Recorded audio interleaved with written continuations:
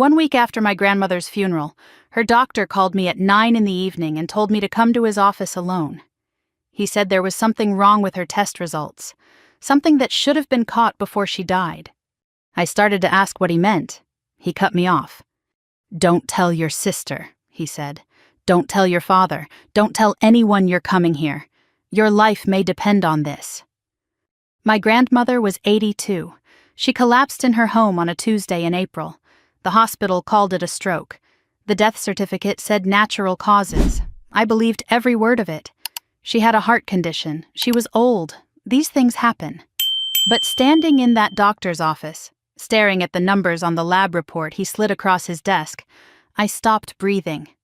Everything I thought I knew about my grandmother's death rearranged itself in front of me like furniture in a room I no longer recognized. I need to go back to the funeral. The day I first noticed something was wrong. Hollywood Cemetery sits on a hill above the James River. Old oaks draped with Spanish moss, iron fences green with age, tombstones going back to the Civil War. My grandmother chose her plot decades ago, right beside her daughter. My mother. The woman who died when I was 12 and left me in a house with a father who didn't know what to do with a grieving child and never bothered to learn. My name is Avery Thompson. I'm 34. I'm an architect at a small firm in Church Hill, Richmond. I design affordable housing, modest buildings, tight budgets, the kind of work that doesn't make you rich but lets you sleep at night. I drive a Honda with 140,000 miles on it. I live alone above a coffee shop on East Gray Street. Everything I have traces back to one person. My grandmother, Margaret Hayes. She raised me after my mother died. She paid for my education. She drove 45 minutes each way to watch me accept my diploma and cried harder than I did. She was the only person in my family who ever looked at me and saw someone worth fighting for. The casket was white wood with brass handles. Simple. Gardenias on top, white ones, her favorite flower. She grew them in the front garden, and every spring the whole block smelled like her.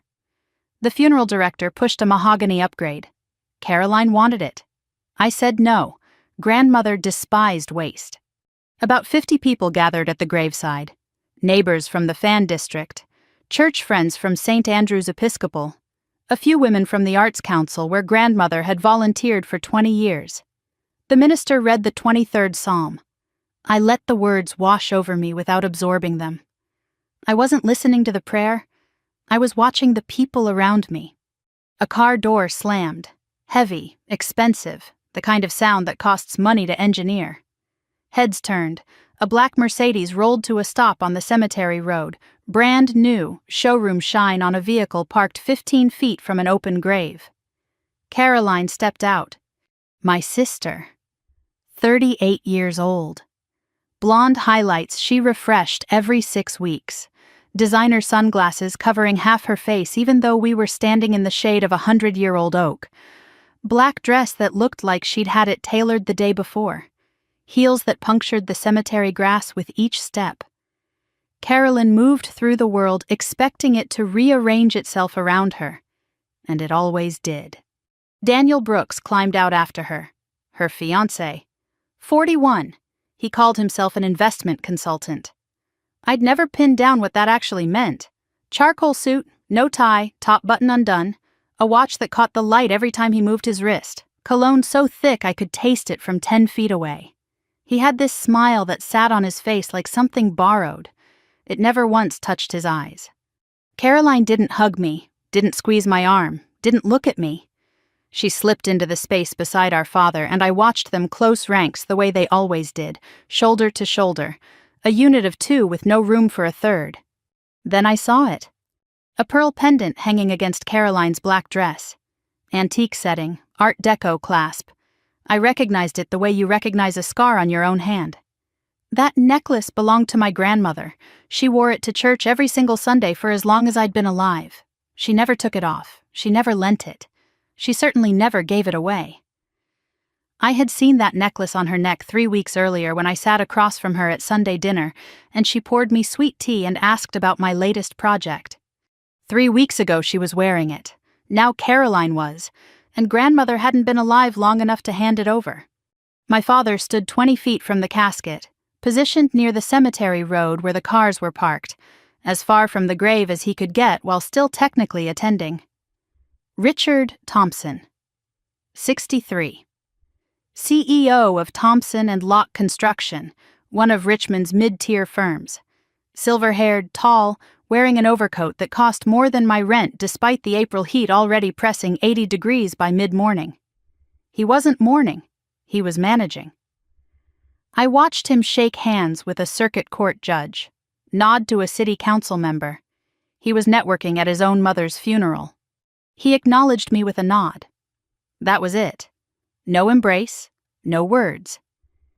Then Caroline walked over and he put his arm around her shoulder and pulled her in close and whispered something I couldn't hear. She nodded. They exchanged a look I couldn't read, but felt in my stomach like a stone dropping into water. My father had 2 daughters. He picked one. He picked Caroline the way you pick a stock, strategically, eyes on the return. I was the other one, the one who looked too much like the wife who died, the one who asked too many questions, the one his mother had to raise because he couldn't be bothered to do it himself. After the service, everyone moved to grandmother's house for the reception, a colonial home on a tree-lined street in the Fan District. She'd lived there for 40 years.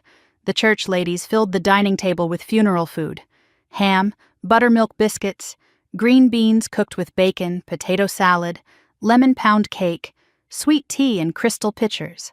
The smell of a southern funeral. I walked through the front door and felt it before I saw it. I'm an architect. I read spaces the way other people read faces. I notice when furniture has been moved half an inch from where it sat for years. My eyes do it automatically. And the moment I stepped into my grandmother's house, my eyes started screaming. The filing cabinet in her study had been pulled away from the wall. Not much, an inch. But the bottom drawer wasn't flush. The desk drawers were in the wrong order. Grandmother was religious about her system. Pens in the top drawer, stationery in the second, files in the third. Always. For 40 years. Now the pens were in the second drawer. And a framed photograph on the mantelpiece, a picture of me and grandmother at my college graduation, had been moved from the left side of the clock to the right, tucked behind a vase like someone was pushing it out of sight. Someone had been in this house, in this study, searching, and whoever it was had tried to put everything back, but they didn't know grandmother's house the way I did. I sat in the living room for the next hour accepting handshakes and hugs. Margaret was a treasure. She loved you so much, sweetheart. I thanked them. I smiled. But my eyes kept pulling toward Caroline and Daniel on the far side of the room, standing near the hallway that leads to the kitchen, heads bent together, speaking so low their lips barely moved. Richard stood by the fireplace with a man I didn't recognize. Gray suit, leather briefcase, the posture of someone accustomed to billing by the hour. The man handed Richard a card. Richard pocketed it without glancing at it. A gesture that told me this wasn't an introduction, it was a continuation. Everyone in this house was performing. The neighbors performed grief. My father performed composure. And my sister performed something I couldn't name yet but could feel against my skin like a change in pressure before a storm. I needed water. I crossed toward the kitchen. The kitchen connects to the back hallway through a swinging door. I pushed it open. Voices, just around the corner, low, urgent, careful. I froze. The door hung open 3 inches, enough to hear, enough to see nothing. Caroline spoke first. Finally, the timing couldn't be more perfect. Daniel quieter. The will reading is Thursday. We need him to sign before that. Dad will handle it. He doesn't have a choice now. And Avery? A pause. When Caroline answered, her voice carried the weight of someone swatting a fly off a dinner plate. What about her? She doesn't know anything. She's an architect, not a lawyer. By the time she figures out what happened, it'll be done. Daniel's voice dropped even lower. What about the doctor? Caroline cut him off, sharp enough to draw blood. The doctor signed the death certificate. Stroke. End of story. Nobody is asking questions. I gripped the edge of that door so hard my knuckles turned the color of bone. I did not move. I did not breathe. Daniel again, barely audible. And the accounts? The 700... Not here. Caroline's voice went flat, final, like a lock clicking shut. Not now. Footsteps. The back door opened and closed. They had gone outside. I stood behind that kitchen door with a glass of water in my hand and a pulse so loud I was sure the house could hear it. Perfect timing. He needs to sign. The doctor signed. The 700. 700 what? $700? 700,000? And what did they mean the timing was perfect? My grandmother just died. What about any of this was perfect? The reception emptied slowly. Neighbors left in pairs carrying Pyrex dishes and Tupperware. Richard disappeared without a word to me. Caroline and Daniel were on the front porch, Caroline scrolling through her phone, Daniel smoking near the garden gate, his cigarette smoke curling up through the gardenia bushes like something trying to poison the air. I was the last person in the house. I stood in the living room alone. Grandmother's reading chair sat by the window with a folded quilt draped over the arm. I touched the fabric. Lavender. Her hand cream. She'd used the same brand for 30 years. The smell hit me harder than the funeral. I looked up at the photograph on the mantelpiece. The one that had been moved. Grandmother's face in that picture. Strong, warm. Her eyes sharp at 80, the kind of sharp that doesn't miss anything. And in that moment, I swear those eyes were saying something to me. Pay attention, sweetheart. You're not seeing everything yet. I picked up my bag, locked the front door with the spare key she had given me years ago, walked down the porch steps past the gardenias. Halfway to my car, my phone vibrated. Unknown number, Richmond area code. I answered. Avery Thompson? A man's voice. Measured and professional, but with something underneath. A thread pulled taut. The voice of a person choosing every word because the wrong one could cost something. My name is Dr. Robert Calloway. I was your grandmother's personal physician for 20 years. I need you to come to my office. Right now, tonight. Come alone. What is this about? Silence. I could hear him breathing. Then. There's something wrong with your grandmother's test results. Something that should have been caught weeks ago. Don't tell your sister. Don't tell your father, don't tell anyone. Your life may depend on this. The line went dead. I stood in the driveway with the phone pressed against my ear, and the smell of gardenias rising from the dark garden behind me. My grandmother always said gardenias were the most honest flower because you could smell them before you could see them. You could not hide a gardenia. I got in my car. I drove. I drove across Richmond with both hands locked on the wheel, and Dr. Calloway's voice playing on a loop inside my skull. Don't tell your sister. Your life may depend on this. Monument Avenue slid past in a blur of streetlights and old statues. April night, warm and thick with pollen, windows down because the Honda's air conditioning had been dead for 2 summers. Honeysuckle drifted from somebody's yard. A normal Richmond spring night. Everything about it felt wrong. I'd buried my grandmother that morning. I'd watched my sister wear her necklace. I'd heard words through a kitchen door that didn't make sense yet. And now a doctor I barely knew was telling me my life depended on whatever was waiting inside his office. I drove faster. The building was a small brick box on the east side near the hospital district. The parking lot was empty. One light burned on the 2nd floor. Dr. Calloway was waiting after hours. I pushed through the door marked private and walked into a room that smelled like antiseptic and stale coffee. Dr. Robert Calloway stood behind his desk, mid-60s, silver beard, reading glasses shoved up on his forehead. He'd been grandmother's physician for 20 years. I'd met him a handful of times at family gatherings. Always calm, always measured. The kind of man whose steadiness made you feel like the ground beneath you was solid. Tonight his hands were shaking. I had never in my life seen Robert Calloway's hands shake. He wasn't alone. A woman stood by the window, silhouette hard against the Venetian blinds. Tall, athletic build, dark hair pulled back tight. Gray blazer, no jewelry, a badge clipped to her belt. Early 40s, the kind of face that takes in everything and gives back nothing. Avery, sit down. Calloway gestured to the chair across from his desk. This is Detective Lauren Mitchell, Major Crimes Unit, Richmond Police. Major crimes, not missing persons, not fraud, not the department that handles paperwork and phone calls. Major crimes. Mitchell stepped forward and offered her hand. Firm grip.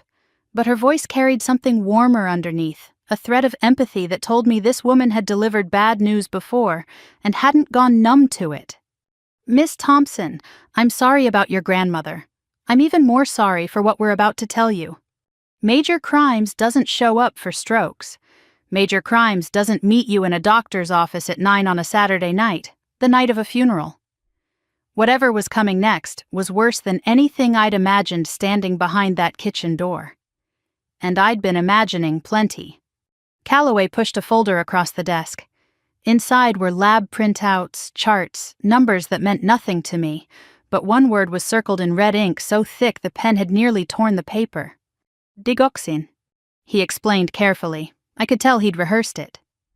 Grandmother was prescribed digoxin 2 years ago for a heart arrhythmia. Standard dose, 0.125 milligrams once daily. A common cardiac glycoside, he said. Perfectly safe at therapeutic levels. Millions of elderly Americans take it every day without a problem. The safe blood level is 0.5 to 2 nanograms per milliliter. That's the window. Anything inside it and the heart ticks along like a clock. Anything above it and the clock starts breaking. He tapped the number circled in red. Margaret's blood at the time of death, 7.9 nanograms per milliliter, nearly 4 times the upper limit. Mitchell spoke next. Her voice was flat, clinical, the voice of someone presenting facts that didn't need embellishment because the facts were already a horror show. At that concentration, digoxin doesn't regulate the heart. It destroys it, causes fatal cardiac arrhythmias that look exactly like a natural stroke. In the weeks leading up to death, you see confusion, nausea, extreme fatigue, loss of coordination. Then the heart simply gives out. It's almost undetectable unless someone orders the right blood panel afterward. Most doctors don't. Dr. Calloway did. I stared at the number. 7.9, 4 digits that rearranged the entire architecture of my grief. Someone poisoned her, I said. My voice sounded like it was coming from the other side of a wall. Slowly, Mitchell said. Over months, small amounts added to food or drink, building up gradually. Designed to look like natural decline in an elderly woman with a known heart condition. I thought about grandmother stumbling in the hallway last January, forgetting my name in February, complaining about a metallic taste in her mouth in March. I blamed it on age, on stress, on the medication doing what medication sometimes does to 82-year-old women with bad hearts. I never once, not once, considered that someone was killing her one visit at a time. Mitchell opened a second folder. Pharmacy receipts spread across the desk like a hand of cards dealt face up. CVS on West Broad Street, Walgreens on Patterson Avenue, Rite Aid out in Henrico County. Her finger traced from receipt to receipt. 9 refills of your grandmother's digoxin prescription in 6 months. Standard protocol calls for 1 refill every 3 months. That's 3 refills per year, not 9. 3 different pharmacies, I said, already understanding. Because a single pharmacist would flag that kind of frequency, spread it across 3 stores in 3 different neighborhoods, and nobody connects the dots. Every receipt had the same name in the signature line. I read it and the room tilted sideways. Caroline Thompson, authorized representative. Your sister signed for every single one, Mitchell said. She told each pharmacy she was helping your grandmother manage her medication, a devoted granddaughter picking up prescriptions for an elderly woman with a heart condition. Nobody questioned it. Why would they? 9 prescriptions, 6 months, 3 pharmacies. My sister had turned our grandmother's own heart medication into a weapon, and she'd done it with a signature and a smile at the counter, probably making small talk about the weather while she collected the pills that would kill the woman who raised us both. Calloway reached into his desk drawer and pulled out a leather-bound journal, brown, soft, worn at the corners. I recognized it immediately. Grandmother carried that journal everywhere. She wrote in it every evening after dinner, sitting in her reading chair by the window with the green glass lamp turned low and a cup of chamomile tea on the side table. Chamomile tea. The thought hit me like a brick, and I had to grip the armrests of the chair. Margaret brought this to me 2 weeks before she died, Calloway said. His voice cracked on the last word. He cleared his throat, tried again. She was worried, not about her health, about what was happening around her. He opened the journal and turned it toward me. Grandmother's handwriting. Small, precise, elegant even at 82, the kind of penmanship they stopped teaching decades ago. January 15th. Caroline brought that chamomile blend again. Bitter aftertaste. Mentioned it to her. She said it's a new brand. Drank it anyway. Slept 14 hours. February 8th. My medication tastes different. Metallic. Like I'm chewing on a penny. Will mention to Dr. Calloway at next appointment. March 2nd. Caroline visits every Sunday now. Always brings her own tea. Sweet girl, but something feels wrong. I can't explain it. My gut says pay attention. March 26th. The handwriting shaky now. Letters uneven. The pen pressing hard enough to dent the next page. I told Elena. She says she saw something. I don't want to believe it. God help me, I don't want to believe my own granddaughter would... The sentence stopped, mid-thought, like a hand had reached across the page and closed the book. Then the final page she wrote. The handwriting barely legible, the pen gouging the paper as if the words themselves were trying to hold on. If something happens to me, find what's in the desk. Avery will know, only Avery. I stared at those words. The desk. I didn't understand. Not fully, not yet. But something in the back of my mind was already working, an architect's instinct for hidden spaces, for the structures beneath the surface that hold everything together, for the parts of a building you can't see until you know where to look. Mitchell laid out a third set of documents. Bank statements, trust fund records, transaction histories striped with yellow highlighter. Your grandmother wasn't just being poisoned, Avery, she was being robbed. Over the past 2 years, more than $700,000 had been siphoned from the Hayes Family Trust. A trust my grandmother established decades ago to protect her real estate investments, her company shares, and her grandchildren's inheritance. The money was moved through a series of wire transfers into Thompson and Locke Construction, my father's company. Your father's company has been hemorrhaging cash for 3 years, Mitchell said. No public filings, no disclosure to shareholders or partners. The firm was 6 months from insolvency when these transfers started. He stole from his own mother to save his company. He and Caroline, the transfers required dual authorization. Your sister provided the second signature on everyone. The timeline assembled itself in my head like a building going up floor by floor. Grandmother discovered the theft 8 months ago. She confronted Richard privately. He denied everything. She contacted her attorney to amend her will, splitting assets equally between both granddaughters instead of leaving the bulk to Caroline as originally planned. She announced her intention to go public at the next will reading. 3 months after that announcement, she collapsed in her home, dead of a stroke. Except it wasn't a stroke. It was 7.9 nanograms of digoxin in the blood of a woman whose own granddaughter was serving her poisoned tea every Sunday afternoon. $700,000. That's what my grandmother's life was worth to them. Less than the trust she'd built over 50 years. Less than the house she'd lived in for 40. They killed her for a fraction of what she owned, and they did it to keep a failing company alive and their own names on the door. Mitchell paused, glanced at Calloway. They shared a look I'd seen before, the look two people exchange when they're deciding who has to say the worst thing in the room. There's one more thing, Mitchell said carefully, and you need to hear it before you leave this office tonight. She pulled a court filing from her folder. Official letterhead, Richmond Circuit Court. Your father filed a petition 3 days ago requesting a court-ordered psychiatric evaluation of you. The filing claims you've been exhibiting signs of psychological instability since your grandmother's death. Paranoid ideation, delusional thinking, unfounded accusations against family members. She slid the document across the desk. I picked it up, read it, my father's signature at the bottom in his sharp, confident hand. Beside it, the attorney's name, Victor Hale, the Thompson family lawyer, the man I'd seen at the funeral, the one with the briefcase and the business card Richard pocketed without looking. Under Virginia law, Mitchell continued, If the court grants this petition and you're deemed mentally incompetent, you lose your standing as a beneficiary under the amended will. You also lose your ability to serve as a witness in any criminal proceeding. Your inheritance, your testimony, your credibility, all of it disappears. The fluorescent light above the desk buzzed in the silence. Your father isn't just covering up a crime, Avery. He's building a cage around you. And he started building it before your grandmother was even in the ground. He filed it 3 days ago, before the funeral, before I'd said a word to anyone about my suspicions, before I heard Caroline in the hallway, before I noticed the drawers were wrong or the photograph had been moved.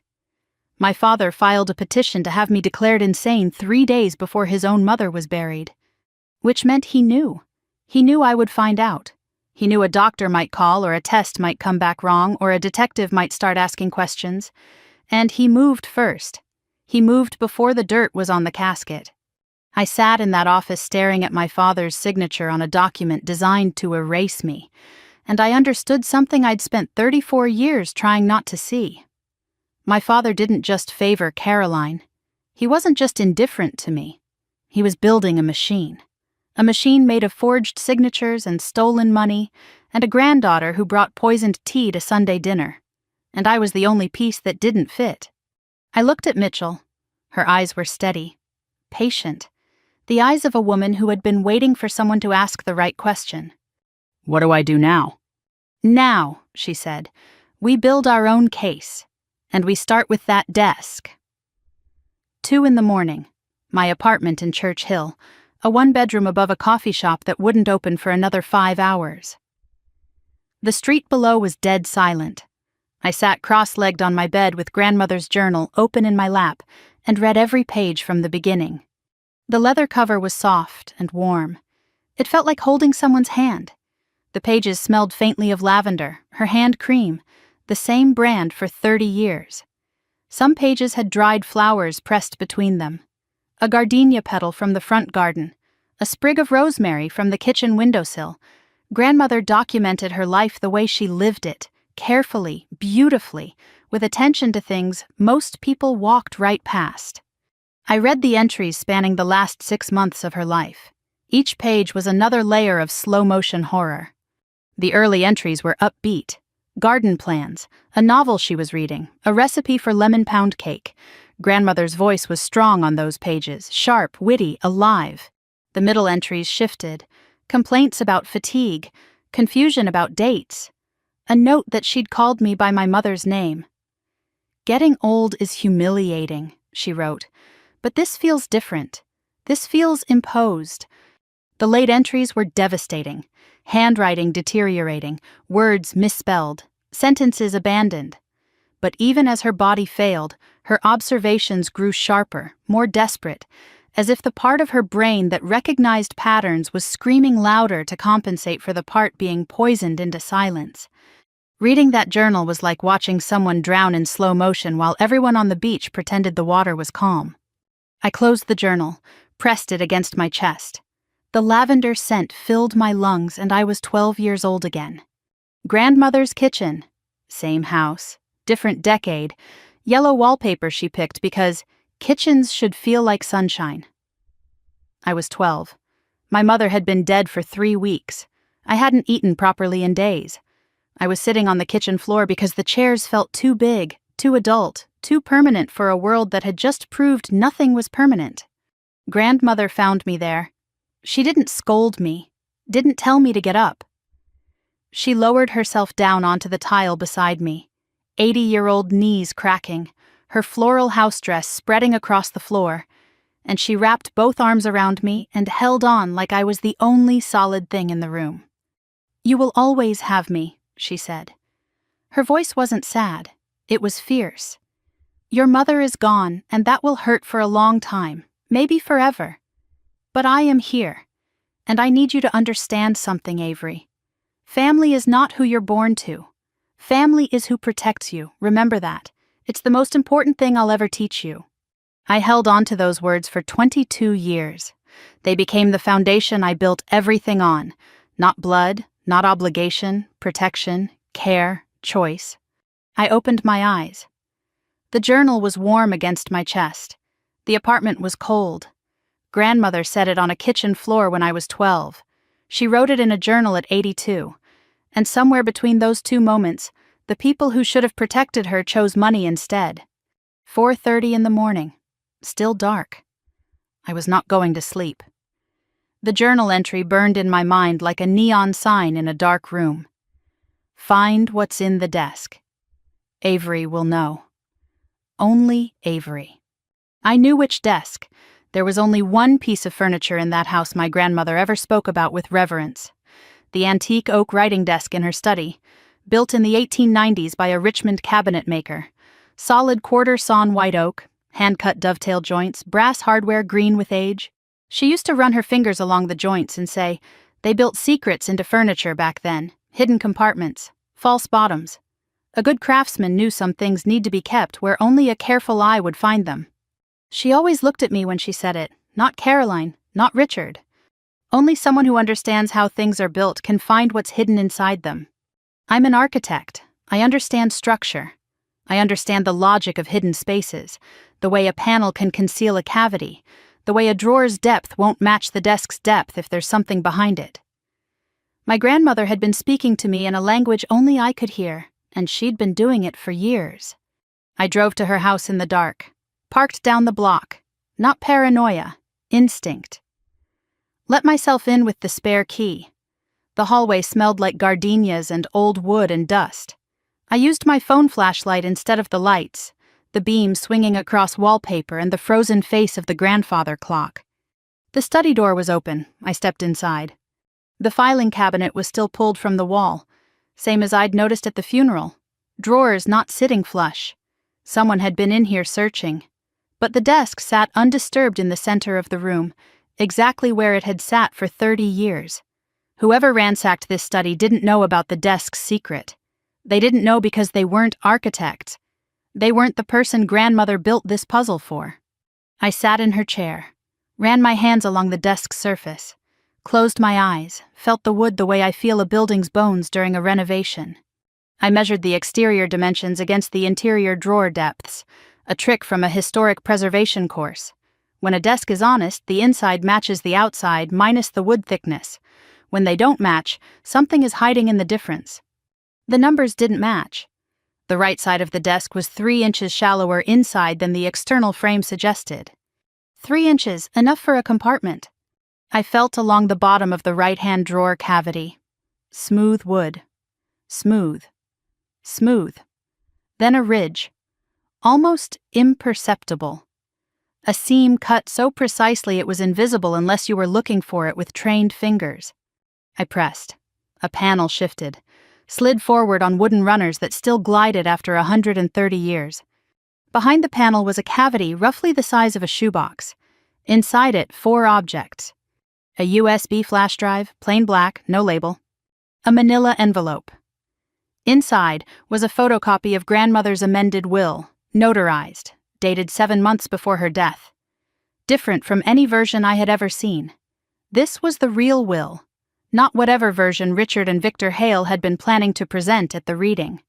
A sealed letter in grandmother's handwriting. For Avery, when the time comes. And a phone, an old flip phone, the kind you buy prepaid at a gas station for $20. I turned it on. The battery was at 12%, one file in the voice memo app. Recorded 3 weeks before she died. My grandmother built a dead drop. That's exactly what this was. She knew she was running out of time. She knew whoever was stealing from her was also killing her, and she hid the evidence in the one place on earth that only I would think to look.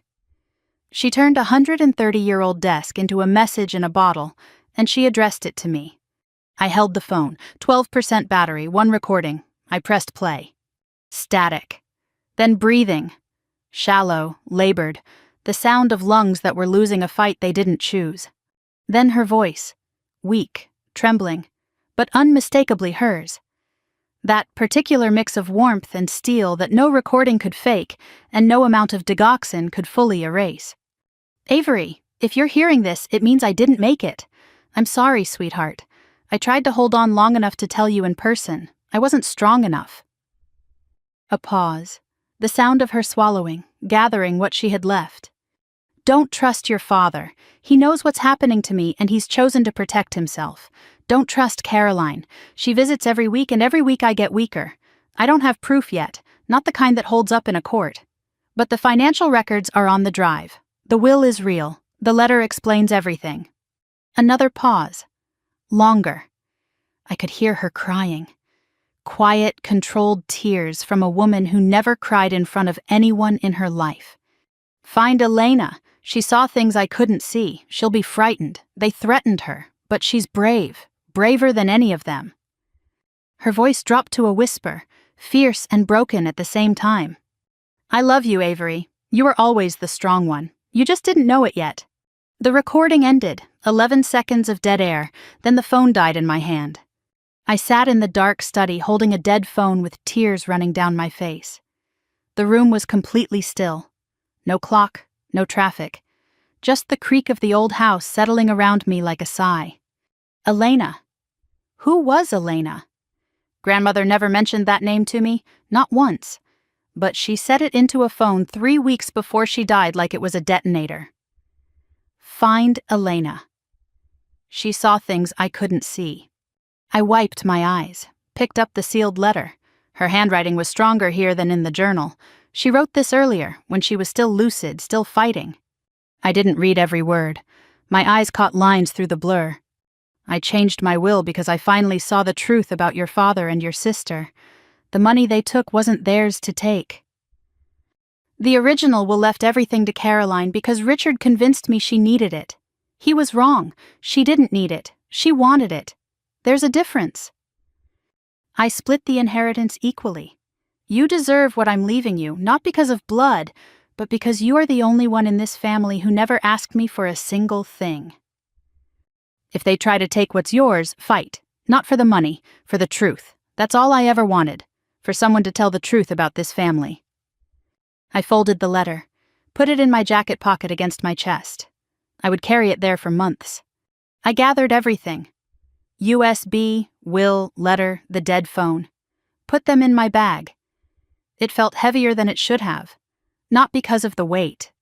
Because of what it meant. My grandmother spent her final weeks building a case she knew she wouldn't live to present.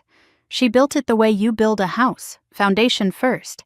And she gave me the key because she knew I was the only one who would use it right. 5:15. Dawn lightened the edges of the sky through the study windows. I walked through the house toward the front door, paused in the hallway, looked at the photograph on the mantelpiece, grandmother's face, those sharp, knowing eyes. I found it, I whispered. I found everything. I stepped onto the porch, locked the door, started walking toward my car down the block. The gardenias along the front walk were just beginning to open, their scent rising in the pre-dawn stillness. Then I saw it. A black sedan parked across the street. Lights off, engine off, but someone was inside. The faint orange glow of a cigarette behind tinted glass. That car was not there when I arrived. I kept walking, didn't speed up, didn't look twice, got into the Honda, set the bag on the passenger seat, pulled out slowly. Turned the corner onto Hanover Avenue, checked the rear view.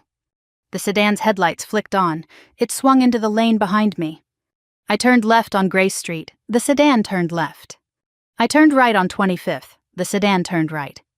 3 blocks, 2 car lengths back, close enough to follow, far enough to deny it. I gripped the wheel and drove with my grandmother's voice echoing in my ears, and a USB drive in my bag that felt like the most dangerous object in Richmond, Virginia. I drove straight to the Richmond Police Department the next morning. Not the front entrance. Detective Mitchell had given me instructions the night before. Side door on Franklin Street. Don't sign in. Don't talk to anyone at the desk. We don't know who's watching, she said. I handed her everything. The USB drive, the amended will, Margaret's letter, the dead prepaid phone. I kept copies of nothing. I knew originals mattered more than duplicates when a case goes to court, and I trusted Mitchell. I had to. She was the only person in law enforcement who'd looked at the evidence and believed me instead of my father's version of reality. Mitchell examined each item with the focused silence of a woman assembling a puzzle she'd been waiting to complete. The USB contained spreadsheets documenting every fraudulent transfer from the Hayes Family Trust to Thompson and Locke Construction. Dates, amounts, routing numbers. Grandmother had tracked every dollar with the precision of a woman who'd managed her own finances for 60 years and didn't trust anyone else to do it honestly. The amended will was the key. Mitchell pulled up the version Victor Hale's office had on file and set them side by side. They didn't match. Hale's version still named Caroline as primary beneficiary with broad discretionary control. Grandmother's hidden version split everything equally and included a clause I'd missed when I scanned it in the dark. If either granddaughter was found to have engaged in financial misconduct against the trust, her entire share reverted to the other. Your grandmother built a failsafe into her own will, Mitchell said quietly. She knew they'd try to contest it. She planned for that too. The phone went to the tech team for data recovery. The voice memo was critical evidence. Even if the phone was dead, the file could be extracted. Mitchell looked at me across the desk. You did good, Avery. This changes the case, but there's something else you need to see before you leave. She pulled out the psychiatric petition, the same document she'd shown me the night before, but thicker now. She'd been digging overnight while I was reading Grandmother's journal and cracking open the desk. Your father filed this through Victor Hale's office. Look at the supporting documents. I read. The petition included a signed statement from Dr. Gerald Whitfield, a psychiatrist I had never met, never seen, never spoken to in my life. His assessment claimed he'd conducted a preliminary evaluation and found concerning indicators of delusional thinking and paranoid ideation consistent with acute grief psychosis. I've never been in a room with this man, I said. We know. Dr. Whitfield is on retainer for Thompson and Locke Construction. He handles workers' comp psychiatric evaluations. Your father's company pays him $40,000 a year. There was a second document, a letter from Caroline Thompson to the court expressing deep concern for my sister's mental health following our grandmother's passing. The letter described me as increasingly erratic, paranoid, making unfounded accusations, and refusing to engage with family support. My sister wrote a letter to a judge calling me crazy. She put it in writing, signed it, and submitted it to a court to take away my inheritance and my ability to testify about what she did to our grandmother. My father hired a doctor I'd never met to declare me incompetent. My sister called me delusional in a legal filing. And they did it before the funeral, before I'd said a word about digoxin, pharmacy records, or poisoned tea. They weren't reacting to my accusations. They were preempting them. They'd planned this the way you plan a demolition. Set the charges first, then wait.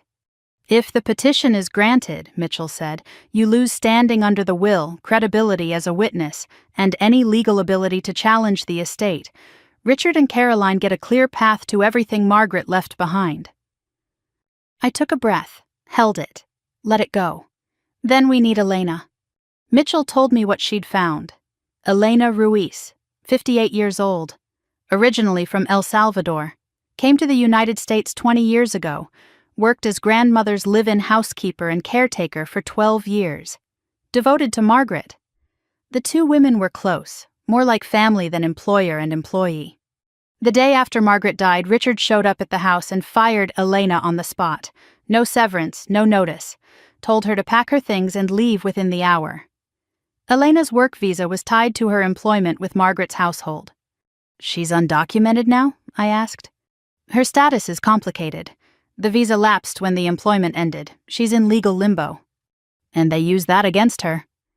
We believe so. Someone, likely Daniel, told Elena that if she talked to anyone about what happened in that house, they'd report her to immigration. She disappeared the next day.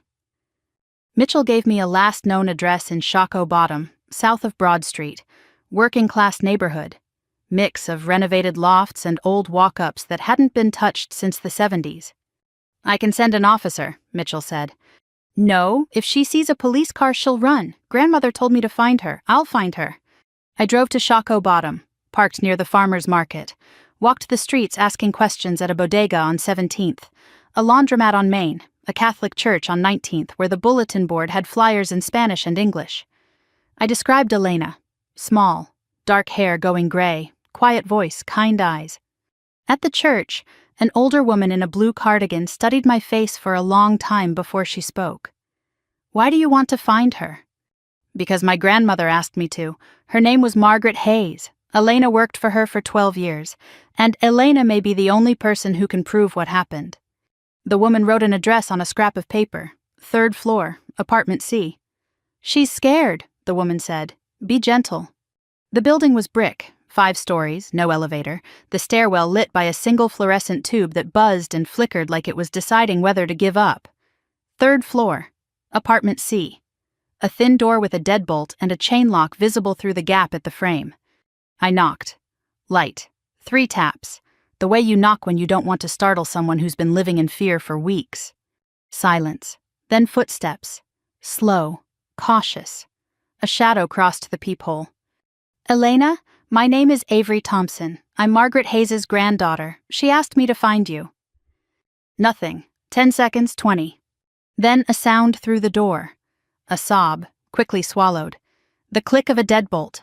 The slide of a chain. The door opened 3 inches. Elena Ruiz stood in the gap. Small, barely 5 feet tall. Dark hair threaded with silver. Deep lines around her mouth and eyes. She looked 10 years older than 58. Her eyes were red, not from crying just now, but from weeks of it. The kind of permanent redness that comes from grief with no outlet and no end. She looked at me for a long time, then she spoke. I know they killed her. I saw it.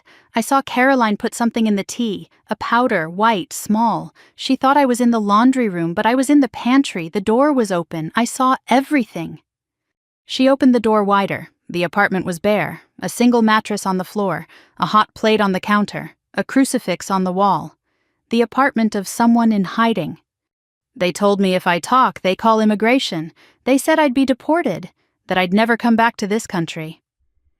She looked at me and I saw it underneath the fear.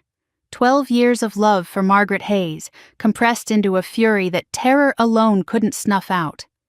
Come in, she said. I'll tell you everything. We sat across from each other at a small table, no tea. The irony wasn't lost on either of us. Elena spoke carefully, placing each sentence like a stone in a wall she was building against the people who took Margaret from both of us. The tea. Caroline visited every Sunday for the last 6 months of Margaret's life. Always brought her own blend. Loose leaf in a sealed tin. Special chamomile from a shop in Carytown, she told Margaret. Caroline always prepared it herself. Wouldn't let Elena touch the pot. One Sunday in February, Elena was in the pantry. The door was cracked open. She watched Caroline open a small plastic bag, tap a white powder into the teapot, stir it with a silver spoon, hide the bag in her purse, and carry the tray to Margaret's reading chair. That evening, Margaret vomited. Couldn't stand. Elena helped her to bed. Margaret whispered, "The tea tasted like metal again." Elena told Margaret what she saw. Margaret closed her eyes and said nothing for a very long time. Then, quietly, like a woman confirming something she already knew, "I was afraid of that." Daniel's searches. He came to the house at least 4 times in the last 3 months. Always when Margaret was napping or at a doctor's appointment. He went straight to the study every time, opened drawers, pulled out files, checked the bookshelves. He was looking for something specific. Papers, financial documents. He never found them because they were hidden in a desk he didn't know had a secret. Then Elena told me the thing that changed everything. Richard's phone call, 2 weeks before Margaret died. Elena was cleaning the living room late at night. Richard was in the kitchen on his phone. He didn't know she was there. She heard him say, word for word, "Mother won't have time to change anything. It's already been arranged. By the time the will reading happens, it won't matter." Elena's voice dropped. He knew. Mr. Thompson knew his mother was dying. He wasn't guessing. He wasn't hoping. He knew because it was already arranged. I sat in that small apartment with my hands flat on the table and my heart slamming against my ribs, and I understood the full architecture of it for the first time. Caroline brought the poison. Daniel searched for the documents. Richard designed the financial escape route. Victor Hale built the legal walls. 4 people, 4 roles, 1 dead grandmother, and the only witnesses were an architect who nobody in her family respected and a housekeeper they'd threatened with deportation. I promised Elena I would protect her. I told her about Detective Mitchell. I told her the case was building. I told her grandmother trusted her enough to record her name in a voice memo as the one person who could save everything. Elena nodded. Mrs. Hayes was the kindest woman I ever knew. She didn't deserve what they did. I'll tell the police everything. I'm not afraid of them anymore. I'm afraid of what happens if I stay quiet. I left Elena's apartment and stepped onto the sidewalk. Afternoon sun, hot on my face. Shockoe Bottom was busy with people leaving work, heading to restaurants, living normal lives around a woman carrying evidence of murder in her bag. My phone vibrated. I looked at the screen. D. He never calls. Not on birthdays, not on holidays, not when my mother died. He never calls. I answered. His voice was controlled, smooth, the boardroom voice, the voice that commands rooms and closes deals. But underneath the polish, there was something I'd never heard from my father before. Urgency. The sound of a man who knows the walls he built are starting to crack. Avery, we need to talk. About your grandmother, about the will, about your future. A pause, then colder, the temperature dropping 10 degrees in a single breath. Don't let your emotions destroy everything.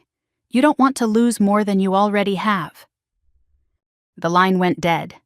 I stood on the sidewalk with the phone pressed to my ear, and my father's voice still echoing in my skull like a threat gift wrapped in concern. You don't want to lose more than you already have. I'd already lost my mother. I'd lost my grandmother. I'd lost any illusion that my father ever loved me as anything other than an inconvenience. What else was there to lose? 2 days later, I walked into my father's office because he told me to, and because I wanted to see his face when he lied to it. Mitchell had spent those days building the case, cross-referencing Elena's testimony with the pharmacy records, running the USB financials through a forensic accountant. Everything aligned. But Mitchell cautioned patience. We need them to incriminate themselves on record, she said. We need them to move. Richard's text came that morning.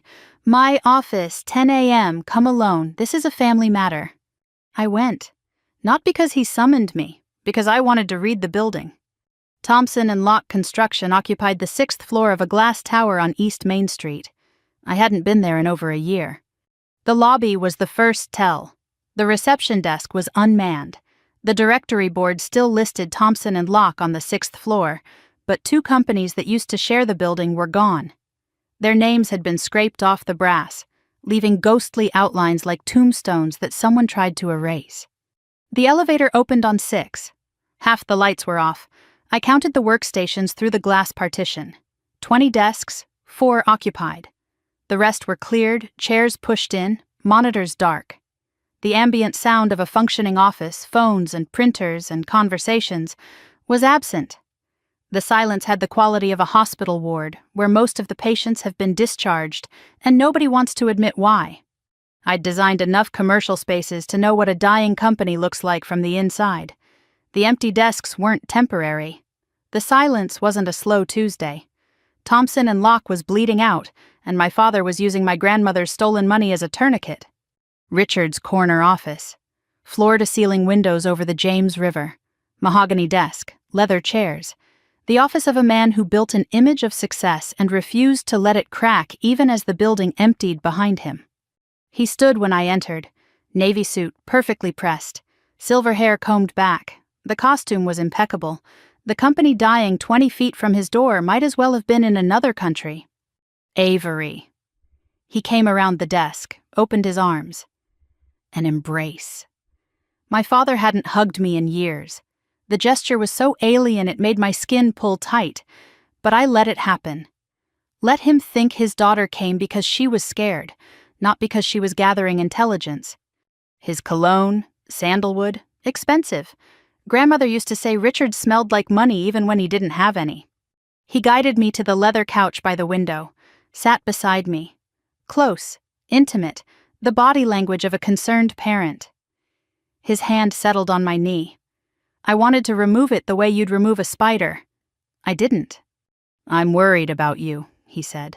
Voice warm, eyes steady, performing warmth the way he performed everything, skillfully, without meaning it. Losing your grandmother has been devastating for all of us. But I've been hearing things. That you're not sleeping, that you've been making accusations, visiting strange neighborhoods." He paused, let the words land. "People are talking, sweetheart." People meant Caroline. Strange neighborhoods meant Shako Bottom. They knew I'd found Elena. Somebody was watching. Somebody had been watching since the black sedan followed me from grandmother's house. I kept my voice small, uncertain, the voice he expected. "I'm just trying to understand what happened to grandmother." "What happened is she had a stroke. She was 82 years old. It's tragic, but it's natural." His hand squeezed my knee. The squeeze was supposed to feel fatherly. It felt like a warning. "What I need you to do is take care of yourself. Caroline and I have been talking. We think it would be best if you let her manage the estate, just temporarily. Sign a simple power of attorney. Let her handle the finances, the properties. You focus on healing."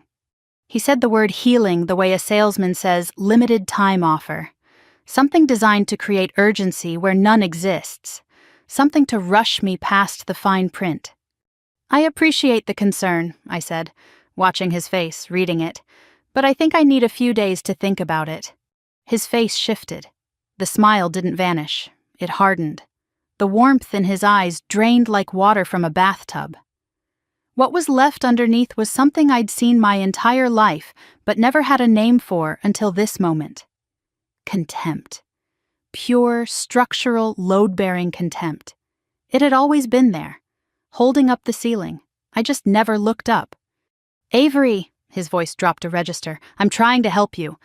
I stood, stepped away from the couch, away from his hand, away from the window with the river view that was supposed to make me feel small.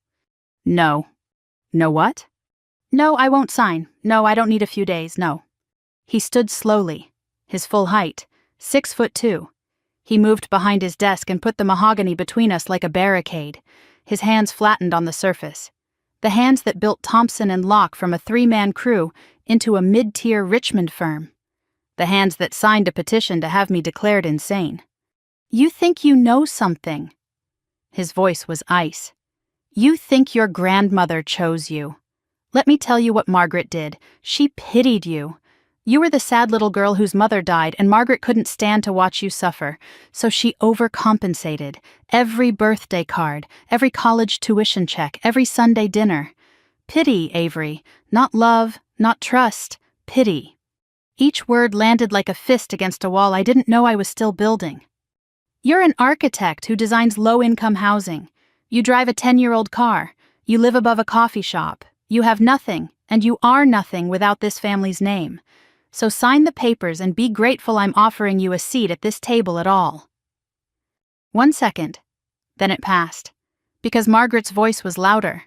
The voice from the kitchen floor when I was 12. The voice from the voice memo in the dark study. "Family is who protects you. She didn't pity me. She chose me." And the proof was hidden in a desk my father didn't even know had a secret.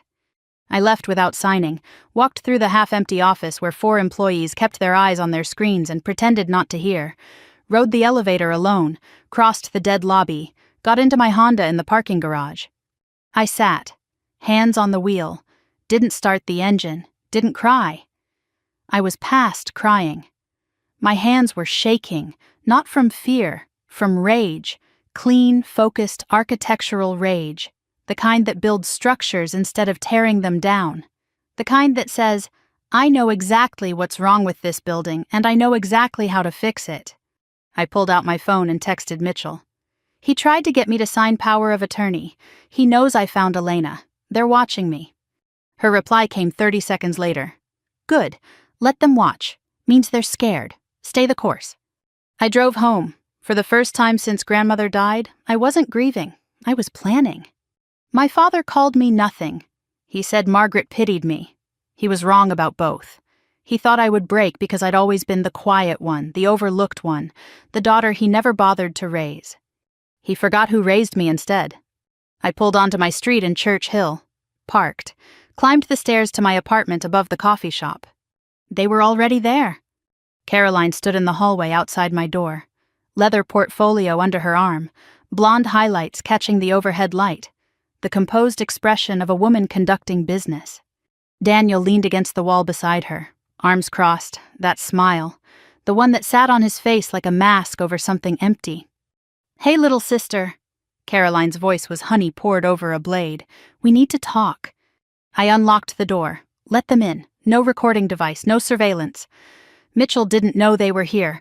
I was on my own, but I needed to see what they were carrying. They sat in my living room. Caroline on the couch, Daniel in the armchair. I stayed standing at the kitchen table. The apartment felt small with them in it. Their energy filled the space the way smoke fills a room, slowly and then completely. Caroline opened the portfolio, laid 3 documents on the table. A stock transfer agreement, moving my share of the Hayes Family Trust Company shares to Caroline Thompson. I scanned it with an architect's eye, the way I'd scan a blueprint for load-bearing flaws. Buried in the middle of the second page was a clause waiving my right to request a financial audit of the trust. They'd hidden it in standard language the way you'd hide a crack behind fresh drywall. A written declaration that I voluntarily relinquished any claim to contest Margaret Hayes's will. A general release of liability, waiving my right to pursue legal action against any family member regarding the estate. "It's all very standard," Caroline said. Her voice was smooth, practiced. She'd rehearsed this the way an actress rehearses a monologue. "Grandmother would have wanted us to settle this privately, as a family." I picked up each document, read them slowly, let the silence stretch, let them think I was considering it. "These are designed to strip me of everything grandmother left me." "They're designed to keep the family together," Caroline said. "You don't need the money, Avery. You have your career. I have responsibilities, the company, Dad's reputation, the trust. Let me carry that burden." Daniel leaned forward. His cologne reached me from across the room, thick and territorial. "Think of it as simplifying your life. Less stress, less complication. Everyone wins. I'll need 48 hours to have my own attorney review them." Caroline's jaw tightened for a fraction of a second. A fracture in the performance. Then the mask slid back into place. 48 hours. The will reading is Thursday. She stood, smoothed her skirt, picked up the portfolio, walked to the door, professional to the last step. Daniel followed, then stopped, turned back. Caroline was already in the hallway, out of earshot. He stepped close to me, too close. His cologne was suffocating at this distance. "I want to give you some advice," he said. His voice was low, almost conversational, but his eyes were flat, dead. The eyes of a man who had learned to mimic emotion without ever feeling it. The stubborn ones always think they're being brave. They think standing their ground makes them strong. But standing your ground only works if the ground doesn't open up beneath you. He reached past me. I flinched. He picked up a pen from my kitchen counter, tapped it twice against the stack of documents. "Sign the papers, Avery. People who make things harder than they need to be tend to have very bad luck." He set the pen down, smiled, walked out. The door clicked shut behind him. I stood alone in my apartment, the documents on the table, the pen on top, silence except for the hum of the refrigerator and my pulse hammering in my ears. People who make things harder tend to have very bad luck. That wasn't a warning. That was a threat. Delivered in my own kitchen by a man who had already shown what he was willing to do to an 82-year-old woman with a heart condition and a cup of chamomile tea. I picked up my phone and called Mitchell. They were here. Caroline brought documents designed to strip everything, and Daniel threatened me, directly, in my apartment. Mitchell's voice was calm. "Good. They're desperate. Desperate people make mistakes. Don't sign anything. And Avery, we're moving faster than they think." I hung up, looked at the documents on the table. 3 pieces of paper designed to erase my grandmother's final wishes, my testimony, me. I picked up the pen Daniel had touched, walked to the trash can, dropped it in. Then I sat down at the table and started writing everything I could remember about every word he'd said, every expression Caroline wore, every detail of the document's buried clauses. An architect's notes. Precise, dated, structural. I was building my own case now, and I was building it to last. The next morning, I brought the 3 documents Caroline and Daniel had left on my kitchen table to Detective Mitchell's desk at the police station. I carried them in a folder the way you carry something radioactive. Carefully, at arm's length, aware that the contents could blow apart everything they'd built if examined by the right pair of eyes. Mitchell had company. A man named Harold Pruitt, mid-60s, retired FBI, now consulting for Virginia law enforcement on document forensics. He studied the papers with a magnifying loupe and a pencil, making notes in the margins with the quiet concentration of a surgeon examining tissue samples. His assessment took 20 minutes and dismantled everything. The stock transfer agreement contained a clause buried on page 4 in fine print. If I signed, I wouldn't just transfer my shares. I'd waive my right to audit the trust's financial history. "This isn't a transfer," Pruitt said. "It's a cover-up. Once she signs, they can destroy every financial record and she can never challenge them." The will contest waiver was backdated. The notary stamp showed a date 3 days before grandmother died. "Someone prepared this document before your grandmother's death," Pruitt said, turning the page toward Mitchell. "That means they knew or arranged that she would die."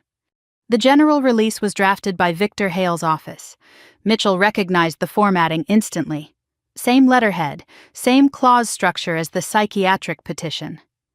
Hale drafted everything: the petition, the transfer, the waiver. He's not just their lawyer, he's their architect. Their architect. The word hit differently when your entire life is about building things. Victor Hale built their conspiracy the way I built houses. With blueprints, with precision, with every exit blocked. Except he made one mistake. He assumed nobody would read the fine print. I'm an architect. Fine print is my job. Mitchell opened a separate file. Victor Hale, 61, estate attorney, 30 years in practice. He'd been the Thompson family's legal representative for 15 years, handling grandmother's original will, Richard's business contracts, Caroline's prenuptial agreement. "6 months before your grandmother died, she called our office," Mitchell said. "She wanted to file a complaint against Hale. Said he'd been sharing confidential information about her estate with Richard. She wanted him disbarred." "What happened?" Richard intercepted. Convinced Margaret that firing Hale would cause unnecessary family conflict, Margaret backed down. Mitchell paused. She always backed down when Richard pushed. But she didn't trust Hale anymore. That's why she hid the real will in the desk instead of filing it through his office. Grandmother had been fighting them for months before the poison even started. She'd been outmaneuvered at every turn. Not because she was weak. Because she loved her family too much to believe they were capable of what they were actually doing. Love was her blind spot. They used it to kill her. Hale has been cooperating with Richard on the petition, the fraudulent documents, and the trust account access, Mitchell said. "When we move on Caroline and Daniel, we're taking Hale too." "How?" I asked. "How do we move?" Mitchell leaned back, folded her arms, and laid out the plan like a general briefing a soldier before the most important mission of her career. Location: Margaret's house in the Fan District. I would call Caroline and tell her I was ready to discuss the documents, but I wanted to do it at grandmother's house. Where it feels right. The emotional context would give Caroline a reason to come, and a reason to stay long enough to talk. More importantly, it would put them in the room where the crime happened. People get careless in familiar spaces. They forget to guard their words. Cover story. I was willing to negotiate. I wanted certain personal items from the house. Margaret's jewelry, the photographs, the reading chair. In exchange, I'd consider signing. Reasonable enough that Caroline wouldn't smell a trap. Vulnerable enough that she'd believe I was breaking. Recording. I would wear a concealed microphone, a device the size of a coat button sewn into the collar of my shirt, legal under Virginia's one-party consent law.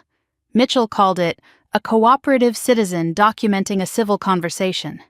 Surveillance. An unmarked van on Grove Avenue 2 blocks away. 2 plainclothes officers positioned near the house. Mitchell would be in the van, monitoring the audio feed in real time. Panic signal. If I felt physically threatened, I would say one phrase: "Grandmother's gardenias," The team would be through the door within 60 seconds. Mitchell looked at me across the desk. Serious, but not cold. The look of a woman who had done this before and understood what she was asking. You don't have to do this. We can build the case without a recorded confrontation. It'll take longer. The evidence is strong. But a confession on tape, especially from Daniel, makes this airtight. I didn't hesitate. I'll do it.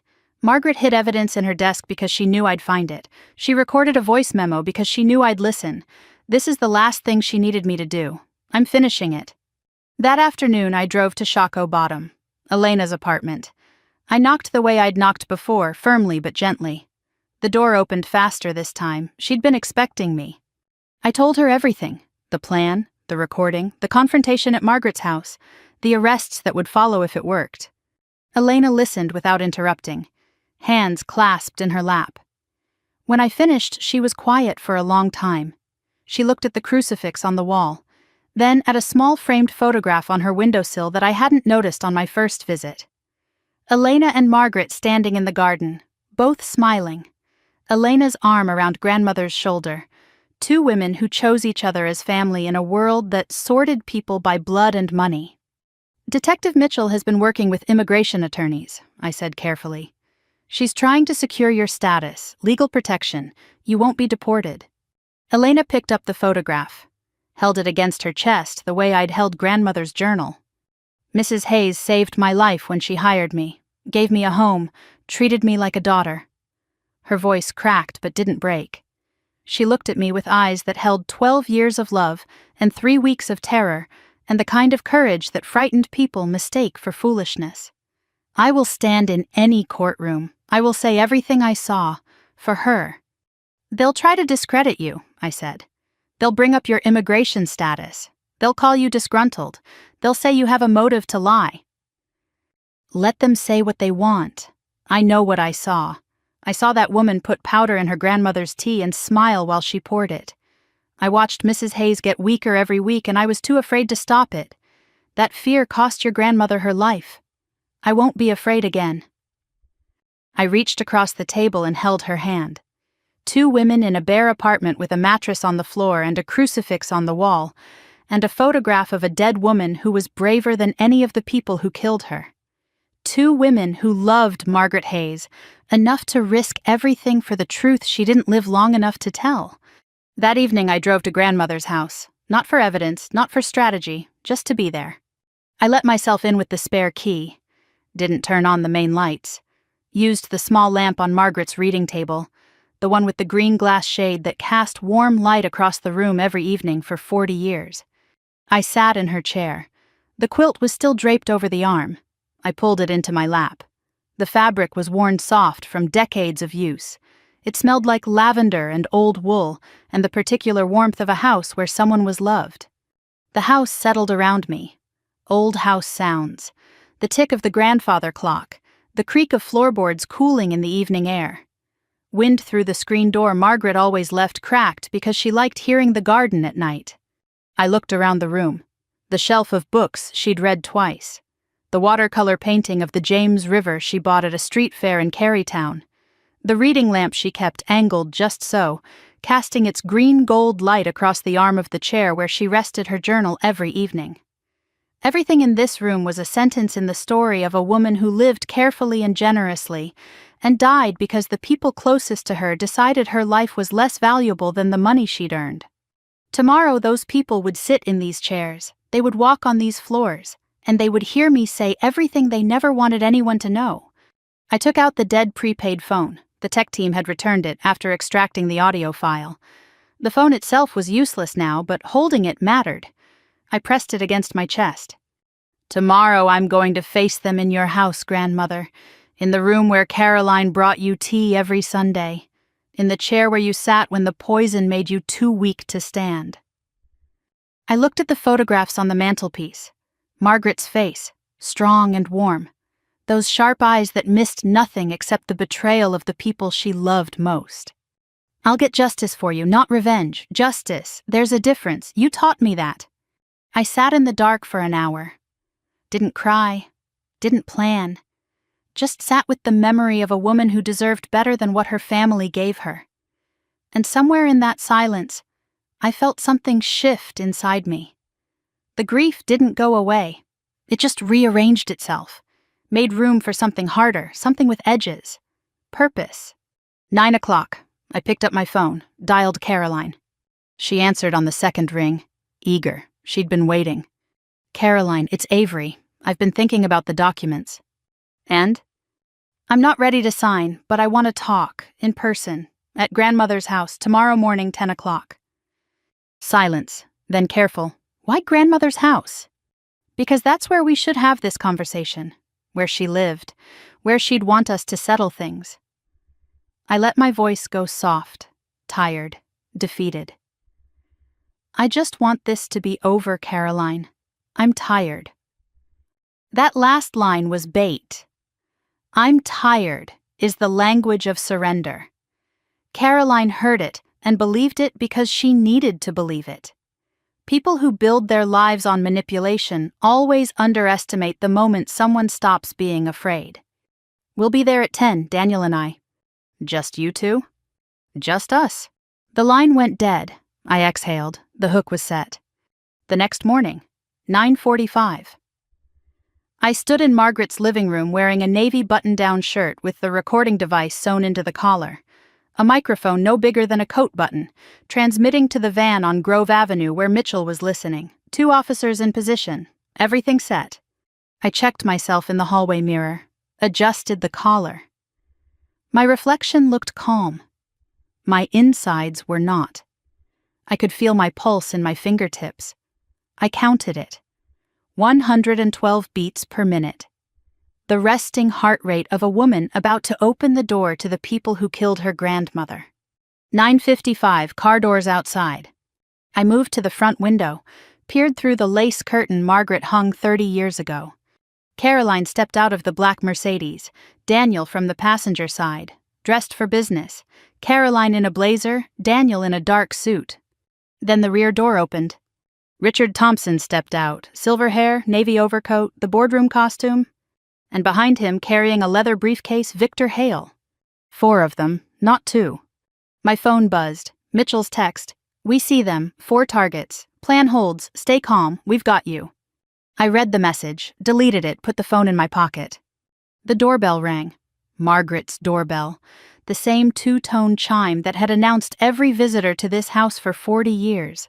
Sunday guests, Christmas carolers, a granddaughter bringing poisoned tea. I looked at Margaret's photograph on the mantelpiece, those sharp, steady, knowing eyes. I opened the door. 4 faces looked back at me through the open door. Caroline, Daniel, Richard, Victor Hale, a wall of expensive clothing, cologne, and calculation. They filed into grandmother's living room, the room where she sat in her reading chair every evening, the room where she drank poisoned tea, the room where she wrote in her journal about the metallic taste she couldn't explain. And they walked in like they owned it. Because in their minds, they already did. I watched them take their positions. It was choreographed. They'd discussed this beforehand, assigned themselves seats the way a legal team assigns roles before a deposition. Richard took Margaret's reading chair, claiming the matriarch's seat. Caroline sat on the couch, portfolio on the coffee table. Daniel posted himself by the front window between me and the door. Victor Hale settled into the armchair nearest the hallway, briefcase on his lap. I was surrounded, every exit covered. On Grove Avenue, Mitchell was listening. 2 officers outside. But in this room, in this moment, I was alone with the 4 people who killed my grandmother. I sat in the straight-backed dining chair I'd placed for myself, deliberately uncomfortable, deliberately lower than everyone else. Let them think I was diminished. Let them believe they were winning.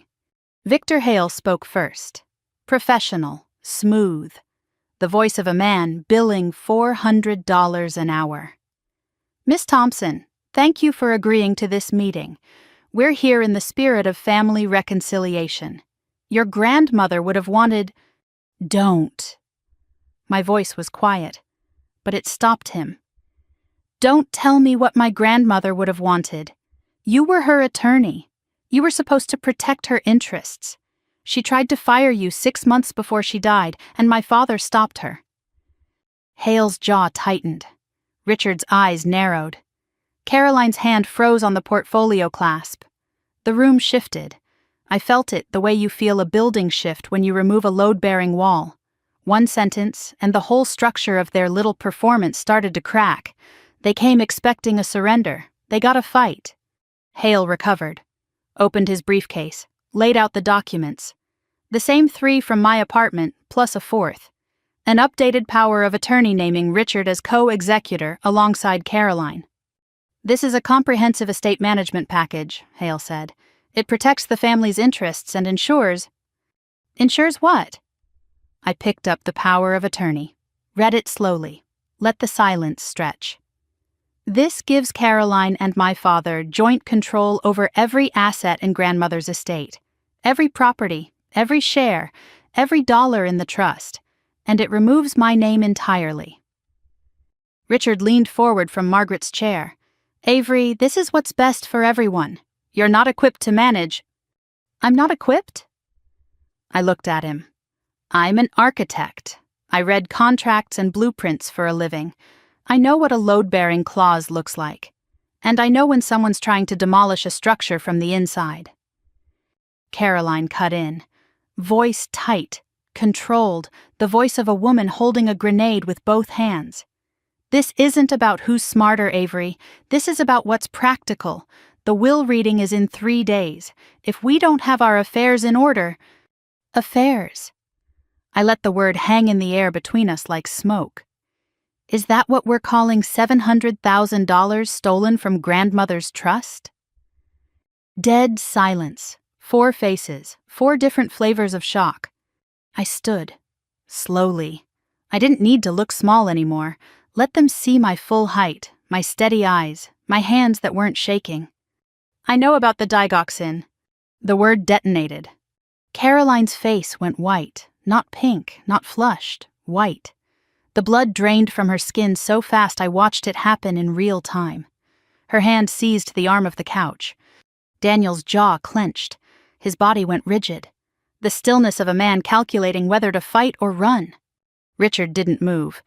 A lifetime of boardroom poker faces held his expression in place, but his right hand, resting on the arm of Margaret's reading chair, tightened until the knuckles bleached.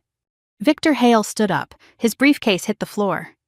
"I know Caroline refilled grandmother's digoxin prescription 9 times in 6 months. 3 pharmacies. CVS on West Broad, Walgreens on Patterson, Rite Aid in Henrico." Each name delivered without emotion. Facts, not accusations. "I know her blood showed 7.9 nanograms per milliliter at the time of death, 4 times the safe range. I know she wrote in her journal that the tea tasted like metal." I looked at Caroline, eye to eye, sister to sister. "What was in the tea, Caroline?" "I don't know what was in the tea?" She didn't answer. She couldn't. Her mouth opened and closed, and nothing came out. For the first time in my life, I watched my sister run out of words. I turned to Richard. He was still in Margaret's chair. The symbolism wasn't lost on either of us. "And you." My voice dropped. Not anger, something colder. "Elena Ruiz heard you on the phone 2 weeks before grandmother died, word for word. Mother won't have time to change anything. It's already been arranged. By the time the will reading happens, it won't matter." Richard's composure fractured. The first real crack I'd ever seen in his armor. His mouth opened, closed. His hand left the armrest. "Who told you?" "The woman you fired the day after the funeral. The woman you threatened with deportation to keep silent. She heard everything. She saw everything. And she's ready to say it under oath." He stood. His face was dark and flushed. For the first time in my life, my father looked old. Not powerful old, just old. The kind of old that comes from building a life on lies and watching the foundation give way. "This is absurd," he said, but his voice had lost its steel. "You're making accusations based on the word of a disgruntled housekeeper.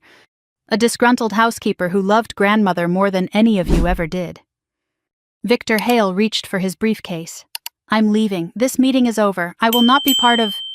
"You're not going anywhere, Mr. Hale." My voice cut through the room like a blade through drywall. You drafted the backdated documents. You filed a fraudulent psychiatric petition against me using a doctor on my father's payroll. You conspired to strip me of my inheritance. You are part of this." Hale froze. His face went the color of wet concrete. The room was coming apart. Caroline was crying. Not the performance crying she used at the funeral, real tears. The kind that come from watching every carefully built lie crumble in real time. Richard was pacing beside the reading chair, hand on his forehead, muttering something I couldn't hear. Hale stood motionless against the wall, calculating his options the way a lawyer calculates, running numbers, weighing exits. And Daniel had been silent for too long. He stepped away from the window. His body language had changed. The smooth investor, the charming fiancé, the man with the borrowed smile and the cologne that filled rooms before he did. Gone. What was left was raw, stripped down, something feral and cornered. He moved fast, faster than I expected. 3 strides across the living room and his hand was around my throat. My back hit the wall. A framed photograph crashed to the floor beside me. I heard the glass shatter. Margaret's face on the hardwood, covered in broken glass. "You should have stayed quiet." His voice was barely human. A snarl pressed against my face, his breath hot, his fingers tightening. "You should have signed the papers and kept your mouth shut, just like the old woman. Everything was almost perfect, and you had to dig." The words, on tape, transmitted live to the surveillance van on Grove Avenue where Detective Mitchell was already giving the order. Just like the old woman. He said it. He connected himself to Margaret's death with his own voice, his own rage, his own hands wrapped around another Thompson woman's throat. I couldn't breathe. My vision narrowed to a tunnel. I clawed at his fingers. I was strong, but Daniel outweighed me by 60 pounds, and he was fueled by the kind of desperation that strips a man down to his most dangerous parts. I drove my knee upward, hard. Self-defense training from a YWCA class on Broad Street 3 years ago. Daniel gasped. His grip loosened for half a second. I sucked in air and tried to speak the panic signal. Grandmother's gardenias. But my throat was crushed, and the words wouldn't form. I didn't need them. The front door exploded inward. Not a knock, not a request. A battering ram followed by bodies in tactical gear, black uniforms, weapons drawn, voices overlapping in controlled shouts that filled the room like a thunderclap. "Police, nobody move!" Hands seized Daniel, ripped him backward off me. He hit the floor face down on Margaret's hardwood, the same floor she walked on every morning for 40 years. A knee drove into his back. Handcuffs clicked shut. "Daniel Brooks, you are under arrest for assault, attempted murder, and conspiracy to commit murder." Caroline screamed. Not words, just sound. She pressed herself against the couch as an officer approached. "Caroline Thompson, you are under arrest for the murder of Margaret Hayes.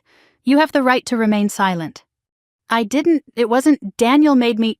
"Anything you say can and will be used against you." Richard stood in the center of the room.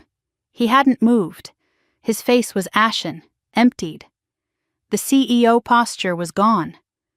What remained was a 63-year-old man watching his world collapse in his dead mother's living room.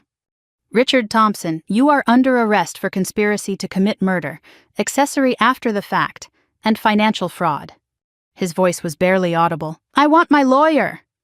"Your lawyer is next." Mitchell stepped through the front door, calm, steady, her badge catching the morning light. She looked at Victor Hale, who stood frozen against the hallway wall, hands raised, briefcase on the floor.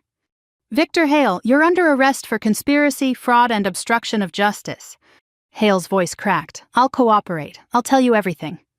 "You'll have that opportunity." 4 arrests. 4 sets of handcuffs. The room filled with officers and evidence technicians, and the organized chaos of justice finally arriving at an address where it was decades overdue. A paramedic checked my throat. Bruised, but intact. She pressed cold fingers against the marks Daniel left and photographed them for evidence. I sat on Margaret's couch, The same couch where grandmother dozed watching the evening news, where she folded laundry, where she held me after my mother died 22 years ago.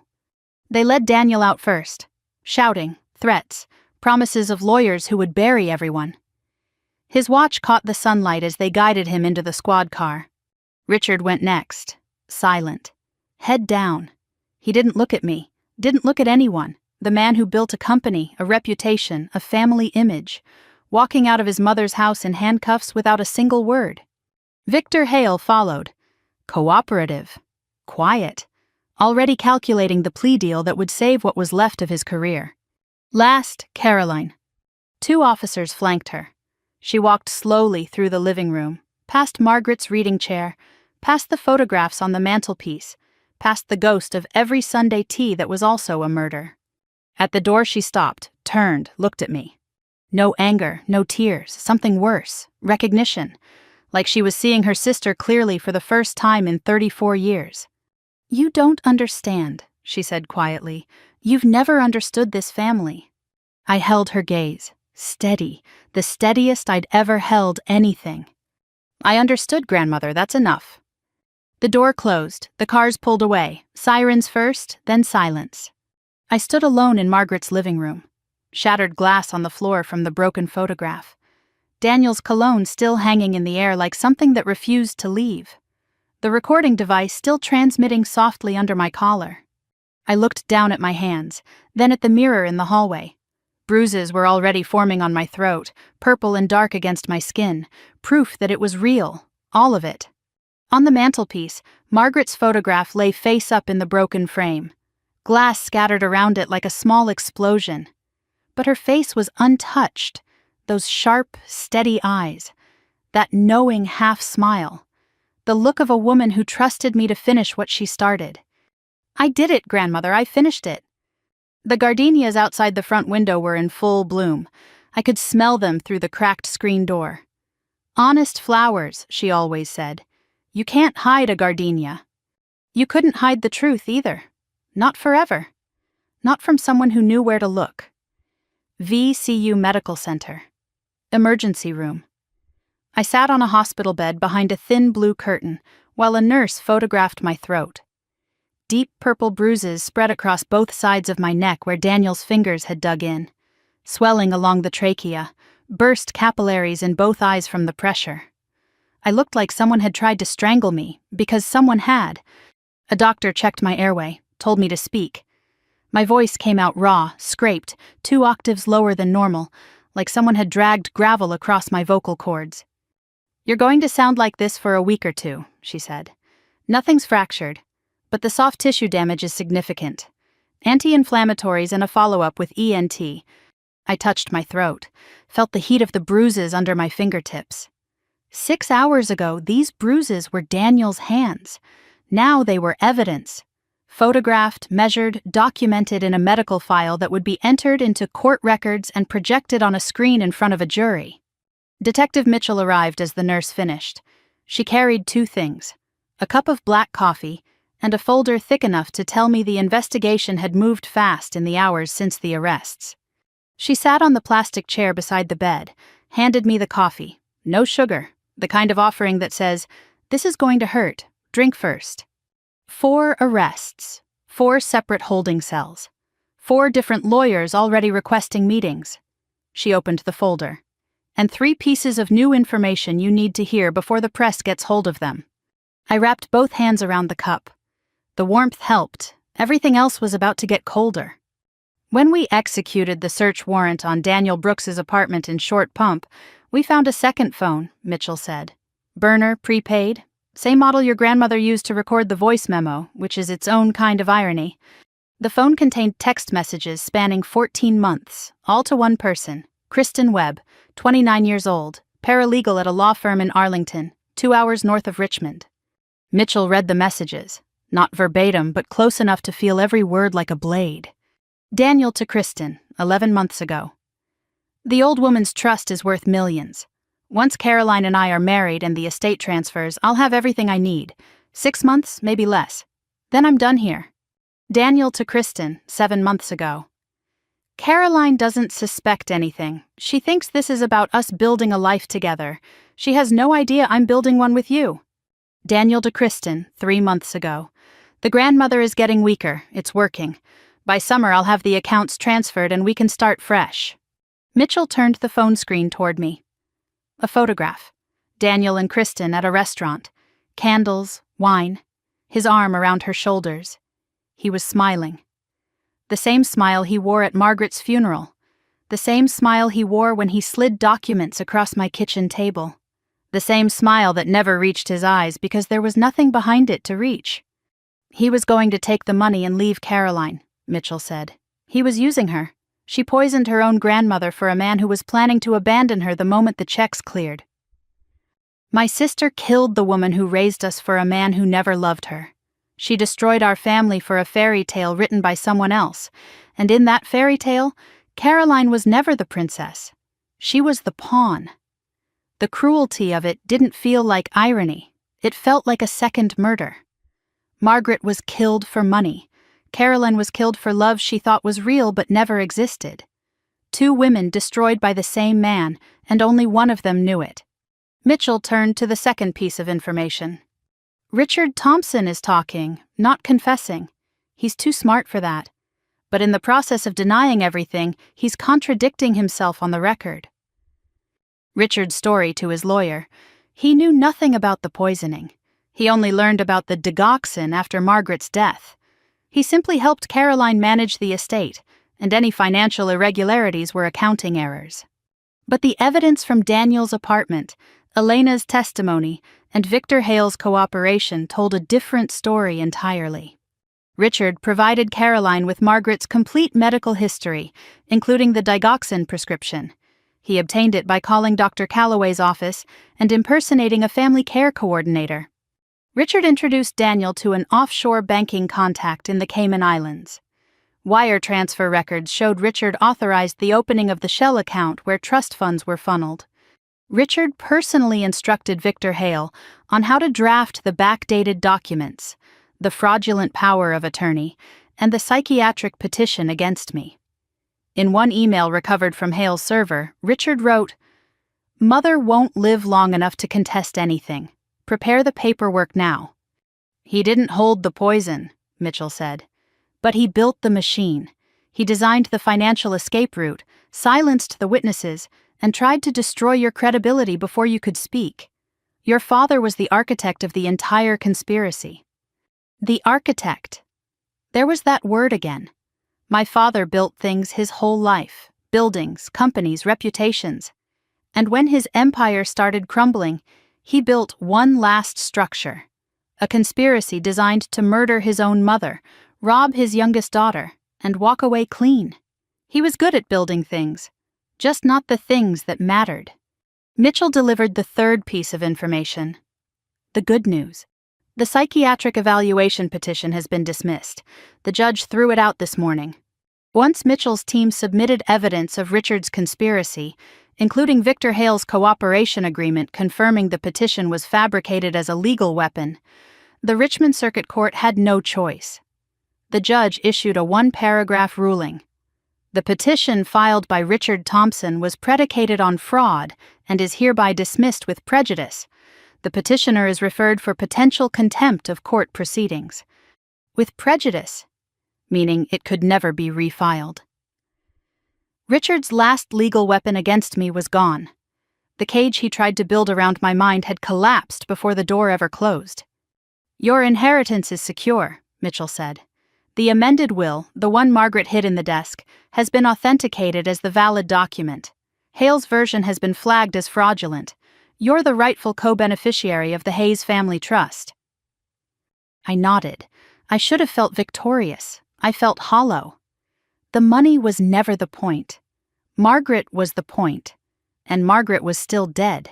No petition dismissal, no authenticated will, no amount of legal vindication could change the fact that my grandmother died alone in a house full of people who were supposed to love her, poisoned by her own granddaughter, betrayed by her own son, and abandoned by the attorney sworn to protect her interests. Justice doesn't resurrect anyone. It just makes the silence a little less unbearable. By evening, the story was everywhere. The Richmond Times-Dispatch ran it front page. Prominent builder and family arrested in grandmother's murder. Local TV stations led their 6 o'clock broadcasts with footage of the arrests. Daniel being loaded into a cruiser. Caroline's face behind the glass. Richard's silver hair disappearing through the precinct doors. My name was public. My apartment address was findable. By 7 that evening, a news van was parked on my street in Church Hill. A reporter knocked on my door, then another, then a freelance blogger who'd somehow gotten my cell phone number. I couldn't stay there. I packed a bag, drove to Margaret's house, let myself in with the spare key, a gesture that had become ritual by now. Repetition, prayer. The house wrapped around me like an old coat. The gardenias in the front garden were wilting. Nobody had watered them since Margaret died. The kitchen smelled like dust, and the ghost of lemon pound cake, and the faint, persistent trace of lavender that seemed to live inside the walls themselves. The living room had been cleaned since the arrests. The broken picture frame was gone. The shattered glass swept up. But I could still see the outline on the wall where the photograph had hung, a faded rectangle of wallpaper that marked the absence of Margaret's face. Someone from Mitchell's team had taken the recording equipment. The straight-backed dining chair I'd sat in during the confrontation was pushed against the wall. The couch cushions still held the impression of Caroline's weight. I walked upstairs to Margaret's bedroom, a room I hadn't entered since childhood sleepovers when I was 10, and Margaret let me stay up past midnight reading fairy tales under the covers with a flashlight. The bed was made with her precise hospital corners, the quilt folded at the foot, the lavender sachet on the nightstand. Everything exactly as she left it, as if she expected to come home. I lay on the bed, pulled the quilt over my body. The pillow smelled like lavender hand cream and old paper. Margaret's scent, the one smell that had meant safe for 22 years. I held her journal against my chest the way Elena held that photograph. 2 women in 2 different rooms, both clutching the last physical evidence that Margaret Hayes existed and was loved. I got them, grandmother, all 4 of them. It's not enough. Nothing will ever be enough. But it's what you asked me to do, and I did it. I slept for the first time in days. No dreams, no nightmares, just silence and lavender, and the old house sounds of a building that had sheltered Margaret for 40 years, and was now sheltering me. The next morning. Sunlight through Margaret's bedroom curtains, the same lace I'd peered through to see 4 enemies step out of a black Mercedes. A knock at the front door. Not a reporter. A woman in a navy suit, early 50s, silver reading glasses, carrying a leather portfolio. She introduced herself as Patricia Langley, estate attorney, appointed to replace Victor Hale in administering Margaret's estate. "I've been reviewing your grandmother's amended will," Patricia said, sitting at Margaret's kitchen table. The same table where Elena and I sat, the same table where Margaret ate breakfast every morning for decades. "Everything is in order. The trust, the properties, the company shares. They'll be distributed according to Margaret's wishes once probate is complete." She paused, opened the portfolio, pulled out a single document, a sealed addendum clipped to the back of the will. "However, there's one clause Margaret designated as conditional. She specified it should only be activated and only be read after any criminal investigation into her death was resolved." She slid the document across the table. A sealed envelope. Margaret's handwriting on the front, steady and precise even in the weeks before she died. "To be opened when the truth is known." "The investigation has resulted in 4 arrests and formal charges," Patricia said. "The condition has been met. This clause is now active." I held the envelope, didn't open it. Not yet.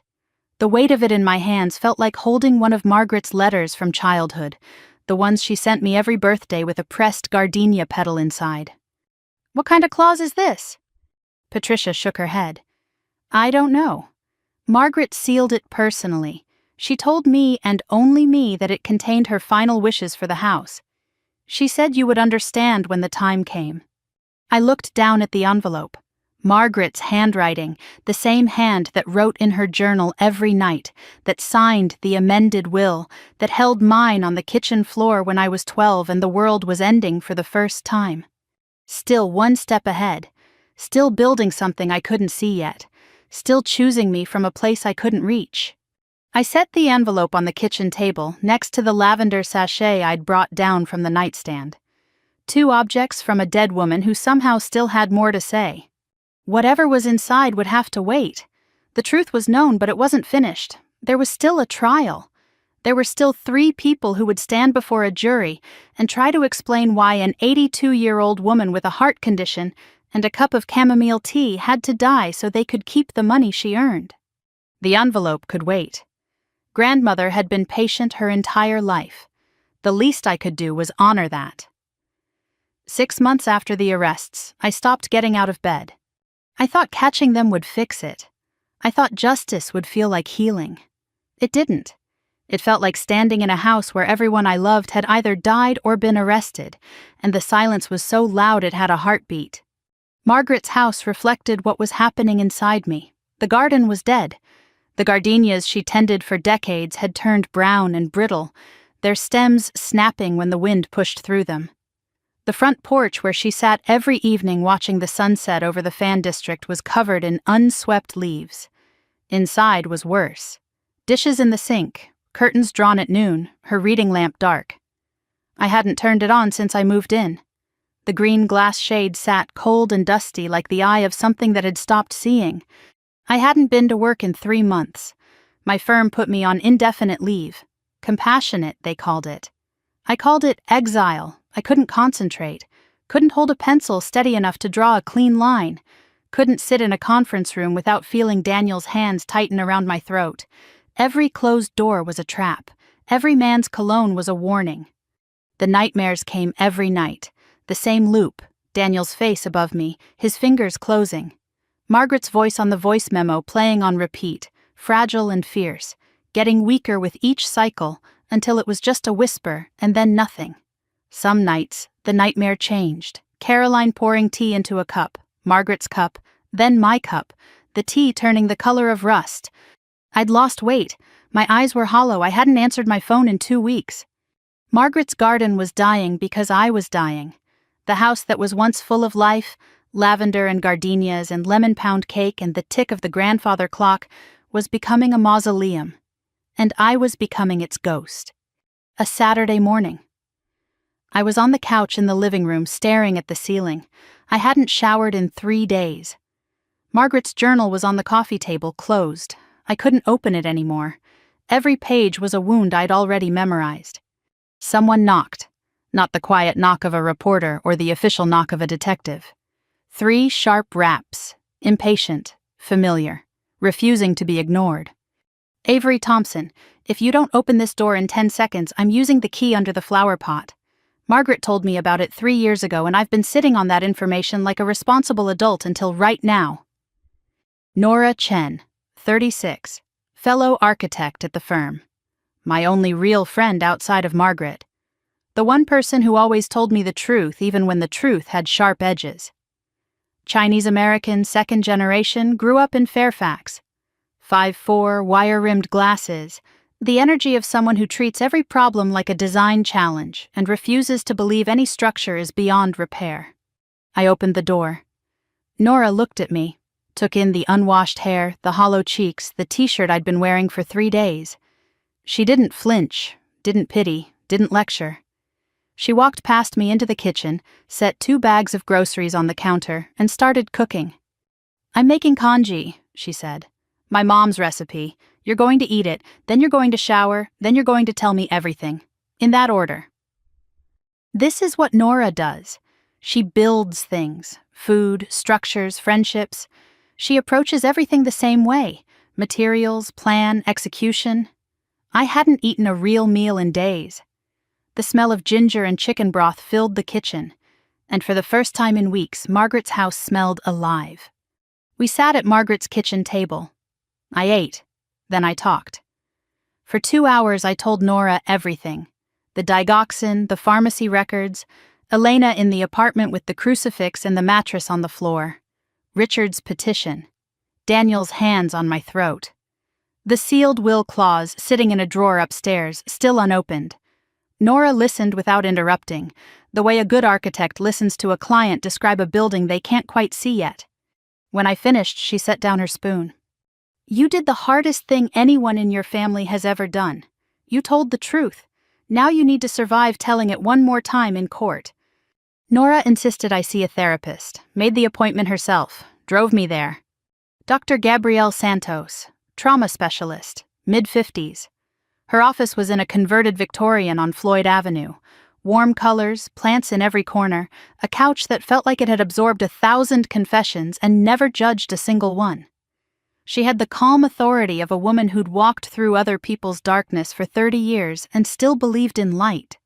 The first session, I sat on the couch, couldn't look her in the eye. "I don't know why I'm here. My grandmother was murdered. My sister did it. My father helped. My sister's fiancé tried to kill me. I got them arrested. The trial starts in a month.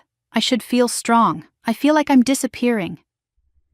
Dr. Santos didn't rush to fix it. She sat, let the silence breathe, then with a voice that carried no judgment and no hurry. "You've lost 3 people in your family, not all to death, but all to betrayal. Your mother died when you were 12. Your grandmother was murdered. Your father and sister chose money over love. That's 4 losses stacked on top of each other, and you've been carrying all of them alone." I had Margaret. And now Margaret is gone. So the question isn't, why do I feel like I'm disappearing? The question is, who told me I was enough? And the answer is, Margaret. She told you. She chose you. She hid evidence in a desk only you could open. She recorded a voice memo addressed to you. She amended her will to protect you. In a family full of people who chose themselves, Margaret chose you. A pause, my eyes filled, I didn't wipe them. "You're not disappearing, Avery. You're grieving. And grief doesn't mean weakness. It means you loved someone who deserved it." Dr. Santos gave me back a word I'd lost: chosen. Margaret didn't pity me. That was my father's word, his weapon, the lie he deployed in his corner office to strip me of every good memory. Margaret chose me. There's a difference so large you could build a house inside it. 3 weeks before the trial, I met the prosecutor, Rachel Nguyen, Vietnamese-American, early 40s, sharp jaw, sharper eyes. She wore minimal makeup and maximum preparation. Her briefcase was organized with the same obsessive precision Margaret applied to her desk drawers. She'd prosecuted 6 homicide cases in Richmond. Won 5. The one she lost still bothered her, a case where the jury sympathized with the defendant's tears instead of the evidence. She swore it wouldn't happen again. Trial strategy session, Rachel's office, a whiteboard covered in timelines, witness lists, evidence chains. "Here's what the defense will do," Rachel said, tapping the board with a marker. "Daniel's lawyer will claim Caroline coerced him, that she was the mastermind and he was the obedient fiancé. He'll paint Daniel as a victim of love. Daniel strangled me and confessed on tape. He'll claim emotional distress, temporary loss of control. His lawyer is good. Caroline's defense will go the opposite direction. She'll claim Daniel and Richard manipulated her, that she was the abused partner following orders. She'll cry on the stand. She'll look at the jury with those blue eyes and say she loved her grandmother and never meant to hurt anyone." "Did she love her?" Rachel paused. Considered the question the way a prosecutor considers every question, not for its emotional weight but for its courtroom impact. "The jury won't care whether she did. They'll care whether they believe she did. And Caroline is a very convincing performer." "What about Richard?" "Richard will deny everything. His lawyer will argue the financial transfers were legitimate business transactions, that he had no knowledge of the poisoning, that Victor Hale acted independently, and Richard was an innocent client relying on professional counsel." Rachel set down the marker. Looked at me. "Your job is simple but not easy. Tell the truth. Don't embellish. Don't perform. When they try to break you on cross-examination, and they will, you come back to the facts. The digoxin, the pharmacy records, the voice memo, the journal, the recording from the wire. The facts are your foundation. Build on them the way you'd build a house, solid, square, load-bearing. I nodded. She was speaking my language. She knew it.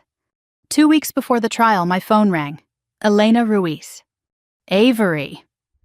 Her voice was steadier than the last time we spoke, stronger. 6 months of hiding had tempered something inside her into steel. I wanted to call you myself. Not the detective, not the lawyer, you. What is it? I'm ready for the trial. I'll say everything. What I saw Caroline do with the tea, what I heard your father say on the phone, all of it, every word. Elena, they'll try to discredit you.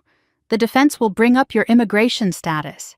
They'll say you're testifying for a deal, that your testimony was bought. Let them say what they want. Mrs. Hayes gave me 12 years of dignity.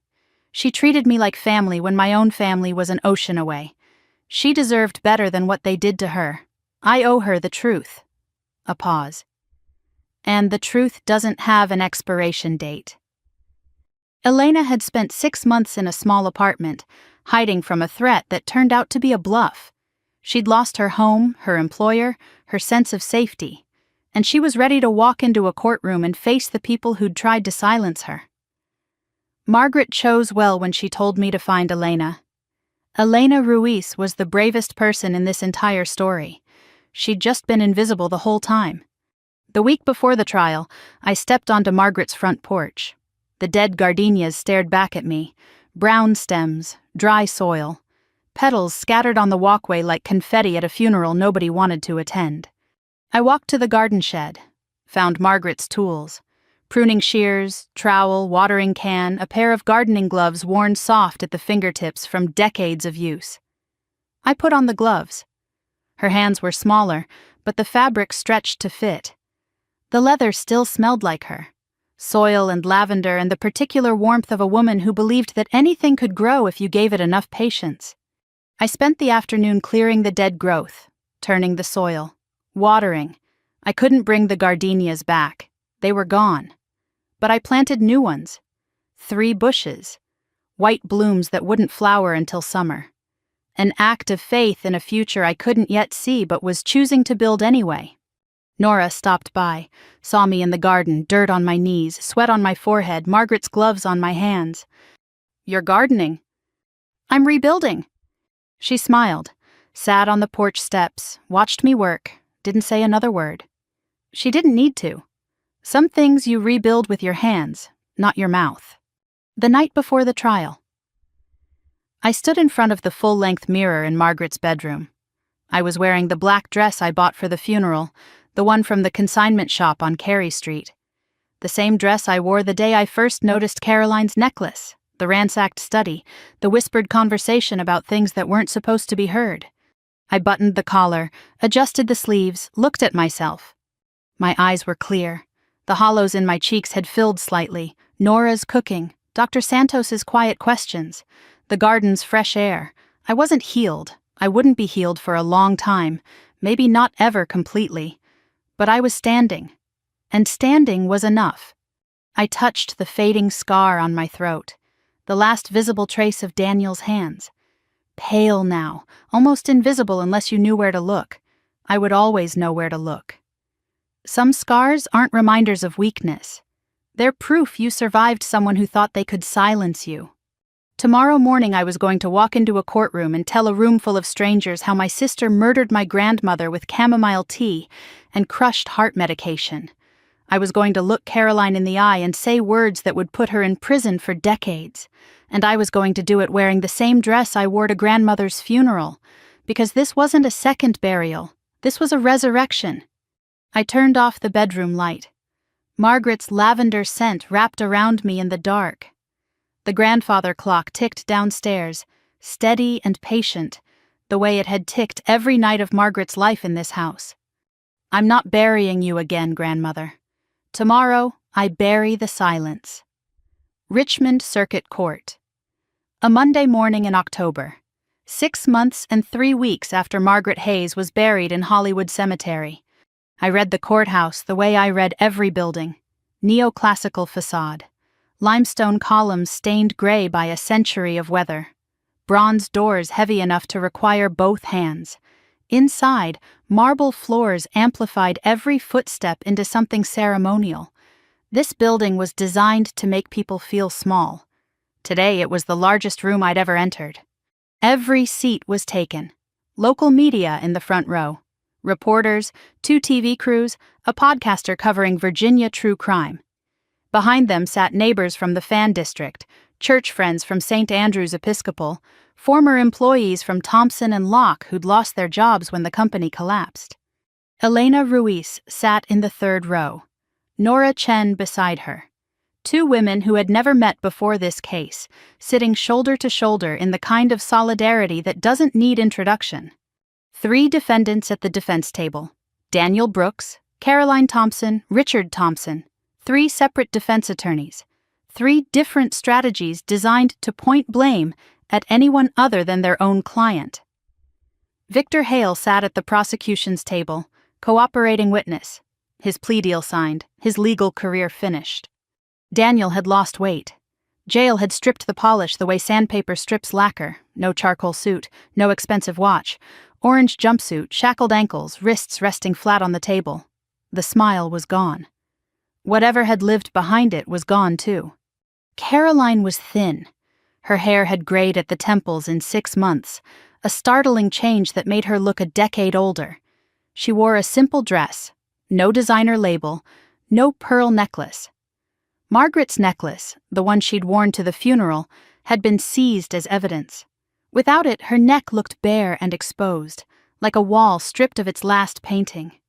Richard sat rigid, silver hair still combed. He was the only defendant not in a jumpsuit, out on bail with an ankle monitor wearing his Navy suit. Still performing, still the CEO of a company that no longer existed. The prosecution calls Avery Thompson. 60 feet from the gallery to the witness stand. The longest walk of my life. I could feel every eye in the room. I could hear the scratch of reporters' pens, the quiet click of a camera shutter, the hum of the fluorescent lights above the judge's bench. I sat, adjusted the microphone, looked at Rachel Nguyen, who gave me one small nod. Rachel walked me through the story. Margaret's death, the funeral, the doctor's call, the digoxin, 7.9 nanograms per milliliter, the pharmacy records, the journal, the desk with the hidden compartment, the voice memo, the $700,000 siphoned from the trust, Elena's eyewitness account, the confrontation, Daniel's hands around my throat, his words on the wire. You should have stayed quiet, just like the old woman. I delivered the facts the way Rachel coached me, steady, specific, no embellishment. Cross-examination. Daniel's attorney was a sharp-suited defense lawyer named Marcus Webb. He probed for cracks the way a building inspector probes for structural failure, pressing every joint, testing every connection. Isn't it true you had a contentious relationship with your sister long before your grandmother's death? I had an honest one. There's a difference.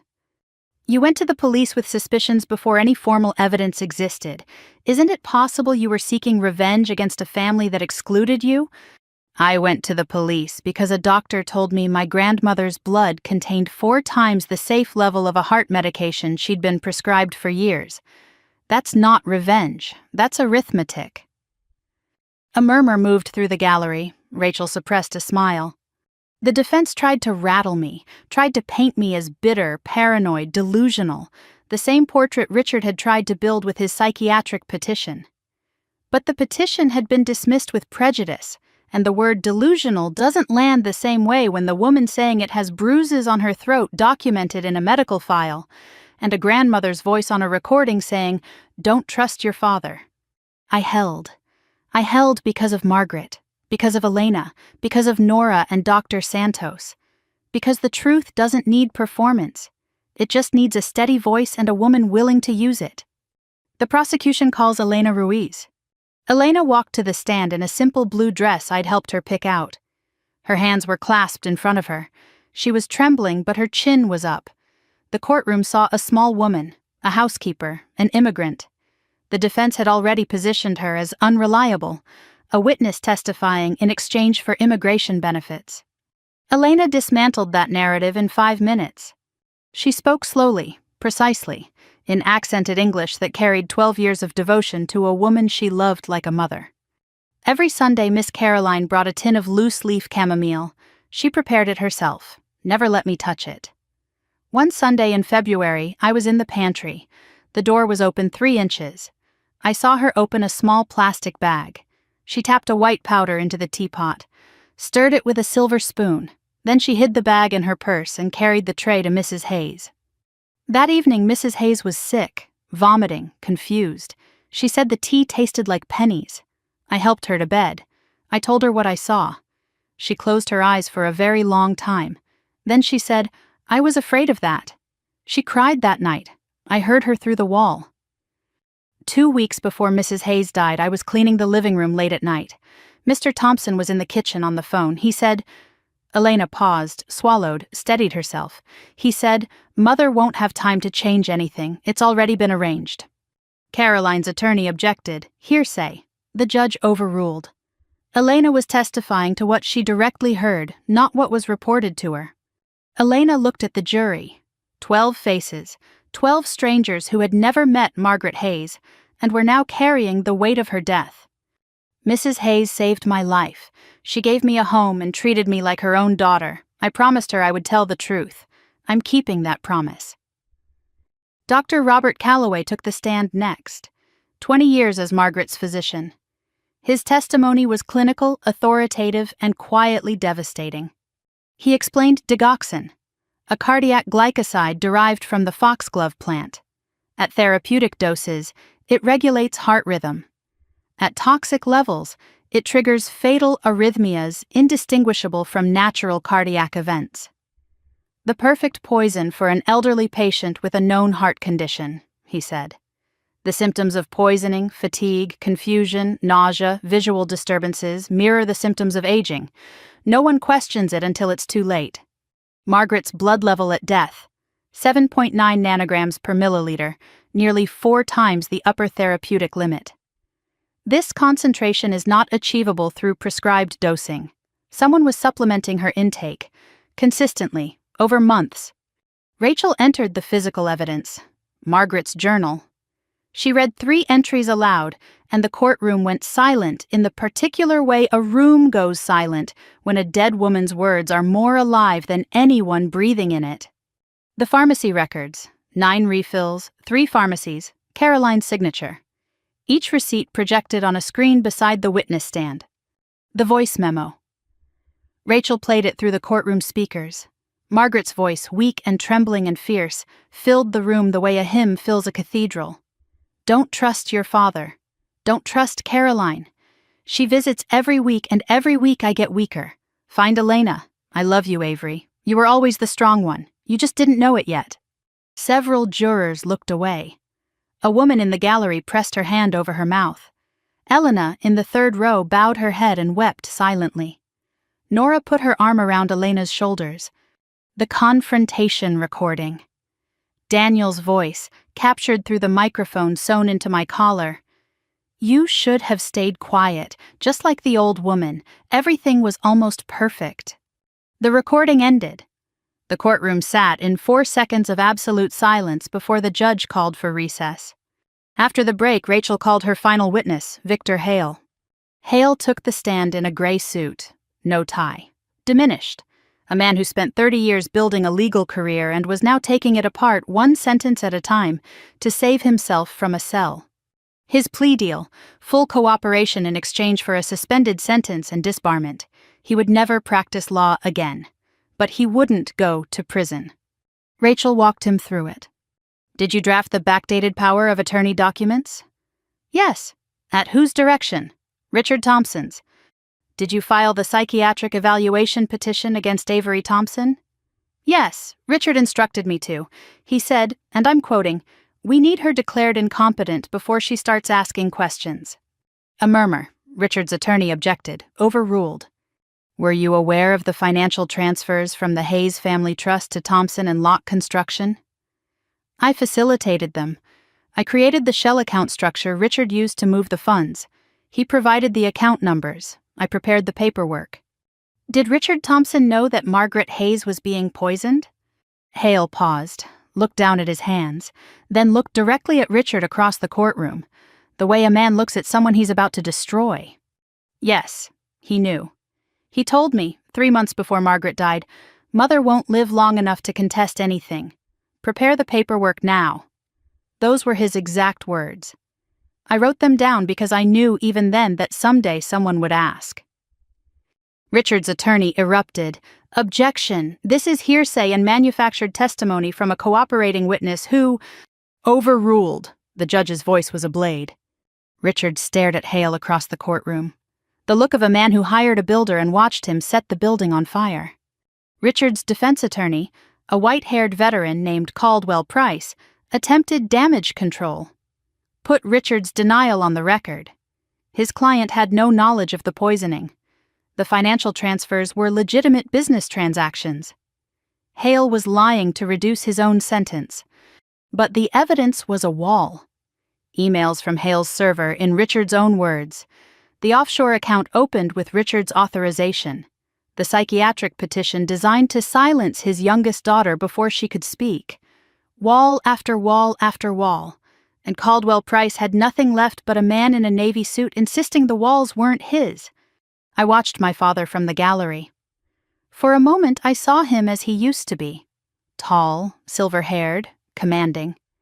The man who shook hands with judges at his own mother's funeral.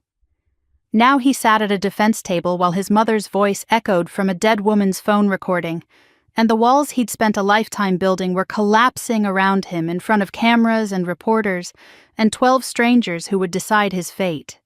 I felt nothing, not anger, not pity, not satisfaction, just the cold recognition that the man who called me nothing had become nothing himself.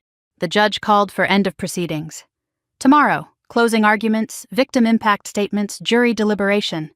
As the bailiff prepared to escort the defendants, Caroline's attorney rose. "Your Honor, my client requests permission to address the court before closing arguments. She wishes to make a statement." The judge considered, looked at Caroline. She'd been silent the entire trial. No outbursts. No tears on the stand. She hadn't testified. Her attorney had built a defense on blaming Daniel and Richard without ever putting Caroline herself in front of the jury. "The court will hear Miss Thompson's statement tomorrow morning." The courtroom stirred. Rachel glanced at me with a look that said, "We didn't expect this." I stared at my sister. Caroline was looking back at me, not with hatred, not with contempt, with something I hadn't seen on her face since we were children sharing a bed during thunderstorms. Exhaustion. And underneath it, something that might have been the first honest emotion she'd shown in years. "I want to tell the truth," she said, quietly, not to the judge, not to her lawyer.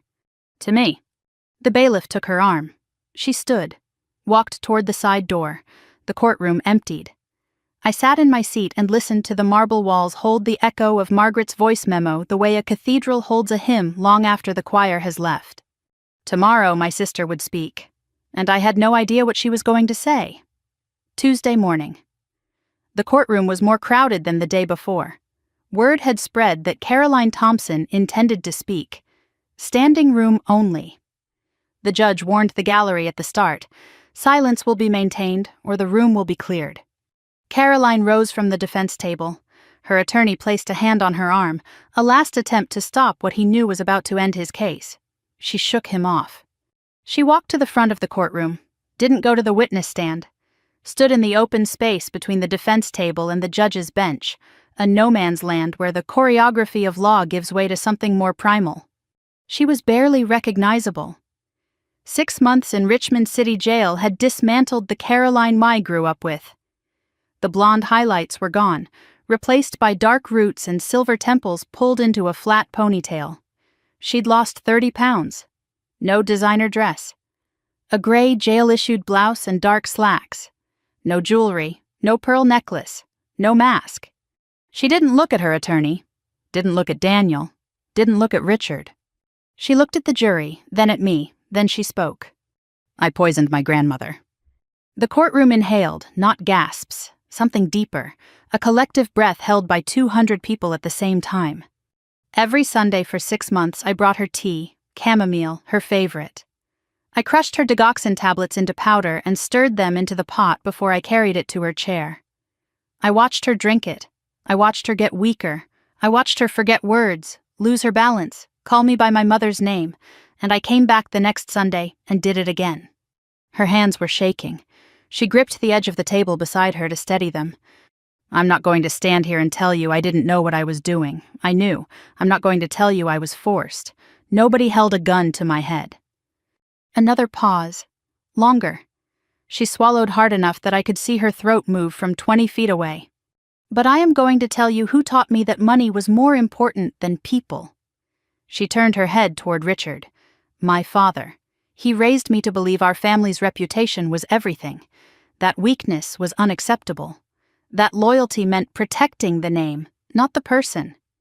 When grandmother threatened to expose what we'd done with the trust money, he sat me down in his office and said, 'Your grandmother is old. She's confused. Sometimes the kindest thing is to let nature take its course.' He didn't say kill her.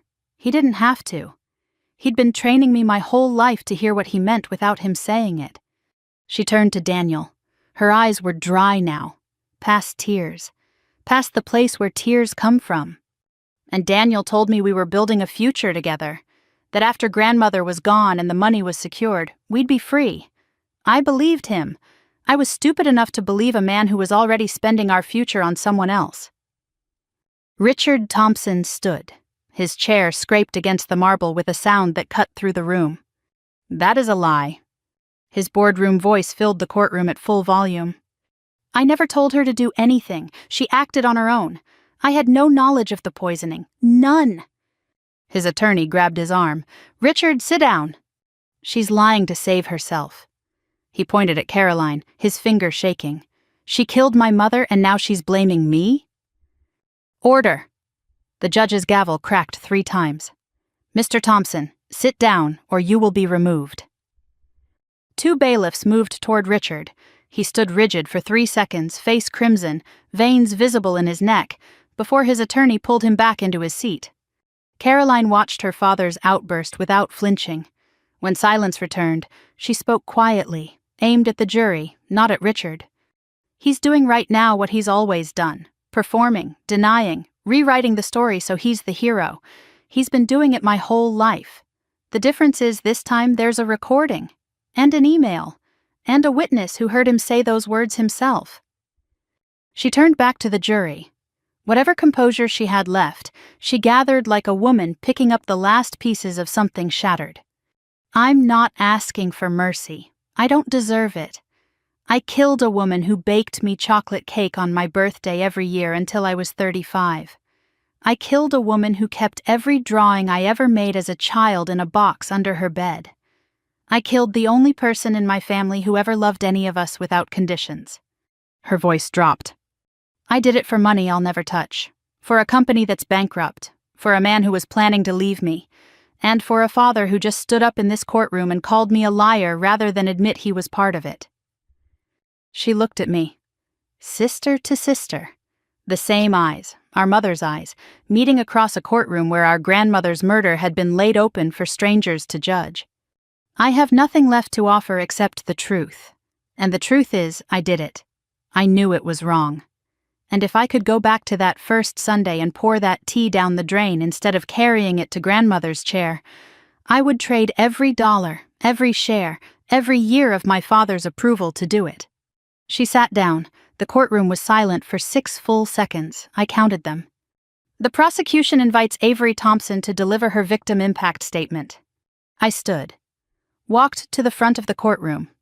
I didn't bring notes. I didn't need them. I'd been writing this statement in my head for 7 months. On sleepless nights in Margaret's bed. In Dr. Santos's office. In the garden planting gardenias. In front of the mirror the night before the trial began. I stood in the same space where Caroline had just confessed. The wood floor was warm from morning sun through the high windows. Margaret's letter pressed against my heart in my jacket pocket. I looked at the jury, then at Elena, who nodded once, then at Nora, who pressed her hand to her chest, then at Caroline and Richard. My grandmother taught me one thing that mattered more than anything else. She said, "Family is not who you're born to. Family is who protects you." The anchor line. The words from the kitchen floor when I was 12. The words from her journal. The words from the voice memo. They had traveled through every room of this story to arrive here, in a courtroom, spoken into a microphone, heard by strangers who now understood their weight. I lost my mother when I was 12 years old. After that, my grandmother was everything. My mother, my teacher, my protector, my proof that love without conditions exists. She didn't love me because I earned it. She loved me because she chose to. That's what family is supposed to mean. Margaret Hayes was 82 years old. She survived her daughter's death. She survived her son's betrayal. She survived decades of managing a family that treated her generosity as a resource to be extracted. The one thing she didn't survive was the people she trusted most. My sister killed her with tea and heart medication. My father designed the financial escape route. Her fiancé tried to kill me to keep it quiet. And their lawyer built the legal walls to make sure none of it could be challenged. They didn't kill grandmother because they hated her. That's the part that keeps me awake at night. They killed her because she was inconvenient, because she stood between them and $700,000, because she had the audacity to change her will and demand fairness.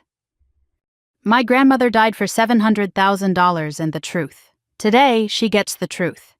I stepped down, didn't look back, returned to my seat. Nora took my hand. Elena reached across and touched my shoulder. 3 women holding each other up in a room built to make people feel small. The jury deliberated for 4 hours and 22 minutes. We waited in the hallway outside the courtroom. Elena prayed quietly, rosary beads moving between her fingers. Nora sat with her arm around my shoulders. I stared at the marble floor and counted the veins in the stone. The bailiff opened the door. The jury has reached a verdict. The courtroom reassembled, everyone standing. The foreman was a woman in her 60s. Gray hair, reading glasses, the kind of woman who looked like she could have been Margaret's neighbor. Daniel Brooks. Murder in the first degree, guilty. Assault with intent to kill, guilty. Conspiracy to commit murder, guilty. Life in prison without parole. Daniel didn't react. The charming investor received the news of his permanent erasure with the same blankness he brought to everything except violence. Caroline Thompson. Murder in the first degree, guilty. Conspiracy to commit fraud, guilty, 30 years. Eligible for parole after 15. The judge noted mitigating factors. Her voluntary confession, evidence of manipulation by her father and fiancé, cooperation with the prosecution. She would be 68 at her earliest parole hearing. Older than Margaret was when the poisoning began. Caroline closed her eyes, didn't cry. Her hands flattened on the table.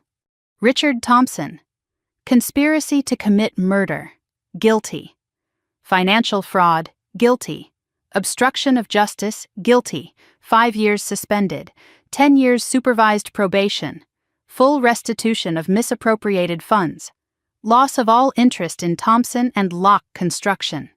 The judge added, Mr. Thompson, the court finds your role among the most morally reprehensible acts it has witnessed. You weaponized your own daughter. You betrayed your own mother. Your freedom is a legal technicality, not a moral one. Richard's face was stone. Victor Hale. Per his plea agreement, disbarment, 2 years suspended, 5 years probation. He would never practice law again. The bailiffs prepared to escort the defendants. Daniel was taken first. Shackled, head down, through the side door. He didn't look at anyone. Richard stood slowly. His attorney steadied him by the elbow. He walked toward the door without looking back. At the threshold he paused, not to speak, not to turn. Just paused, the way a man pauses at the edge of something he knows he can never return to. Then he continued. The door closed behind him. Caroline was last. 2 officers flanked her. She rose, smoothed the front of her gray blouse, a habit from another life when surfaces could protect you. She walked toward the door, past the prosecution's table, past Elena, who looked down, past Nora, who looked away. She stopped in front of me. We faced each other, 3 feet apart, a distance measured in verdicts and years and poisoned tea and a childhood we could never get back. Her face was calm, not the performative calm of the old Caroline, something raw. Her eyes were wet, but her voice was steady. The baby is due in March. I didn't move. Name her whatever you want. Raise her however you want. Just don't tell her who I am. Don't let her carry this. A beat. And Avery. Her voice broke for the first time since her confession. The crack ran through it like a fracture through load-bearing stone. Don't let her grow up in Dad's shadow. Not like I did. The bailiff took her arm. Caroline turned, walked through the side door. It closed behind her with the quiet finality of a book ending mid-sentence. The courtroom emptied slowly, the murmur of reporters, the shuffle of shoes on marble, chairs pushed back, the ordinary sounds of a room returning to normal after something that could never be normal. Outside, the courthouse steps, early afternoon, October sunlight turning the limestone columns gold, the oak trees along Broad Street amber, the bronze doors reflecting a sky so blue it hurt. I stood on the top step, Nora beside me squinting in the sun. "It's over," she said. I shook my head. "No, there's one more thing. Something grandmother left me that I haven't opened yet." Nora looked at me. "The sealed clause?" She said it was about the house. She said I'd understand when the time came. I pulled Margaret's letter from my jacket pocket, creased, warm from my body, her handwriting still visible through the folded paper. I think she knew this would happen, all of it, and she planned something beyond the trial, beyond the verdict. I looked out at the city. Richmond spread below me, the fan district where Margaret's house sat waiting with new gardenias that hadn't bloomed yet, and a sealed envelope on the kitchen table. She always built things to last. This isn't finished. 3 months after the trial. January, Richmond winter. Bare trees along the fan district. Gray sky, the kind of cold that seeps into old houses through the window frames. Margaret's house creaked around me the way it always had. Patricia Langley sat at the kitchen table, the same table where Elena served tea, where Nora cooked congee, where Margaret ate lemon pound cake on Sunday afternoons for 40 years. Patricia placed the sealed envelope between us. Margaret's handwriting, "To be opened when the truth is known." I picked it up, ran my thumb across the letters, broke the seal. Inside was a single page. Not a legal document, a letter. Margaret's voice, one last time. "My dear Avery, if you're reading this, it means the truth came out. I knew it would. I knew because I knew you. This house is yours now. Not as property, not as investment, as a purpose. I bought this house 40 years ago because I wanted a place where someone who had lost everything could start over. That's what it was for me after your grandfather died. That's what it became for you after your mother died. I want you to make it that again. Not just for you, but for others.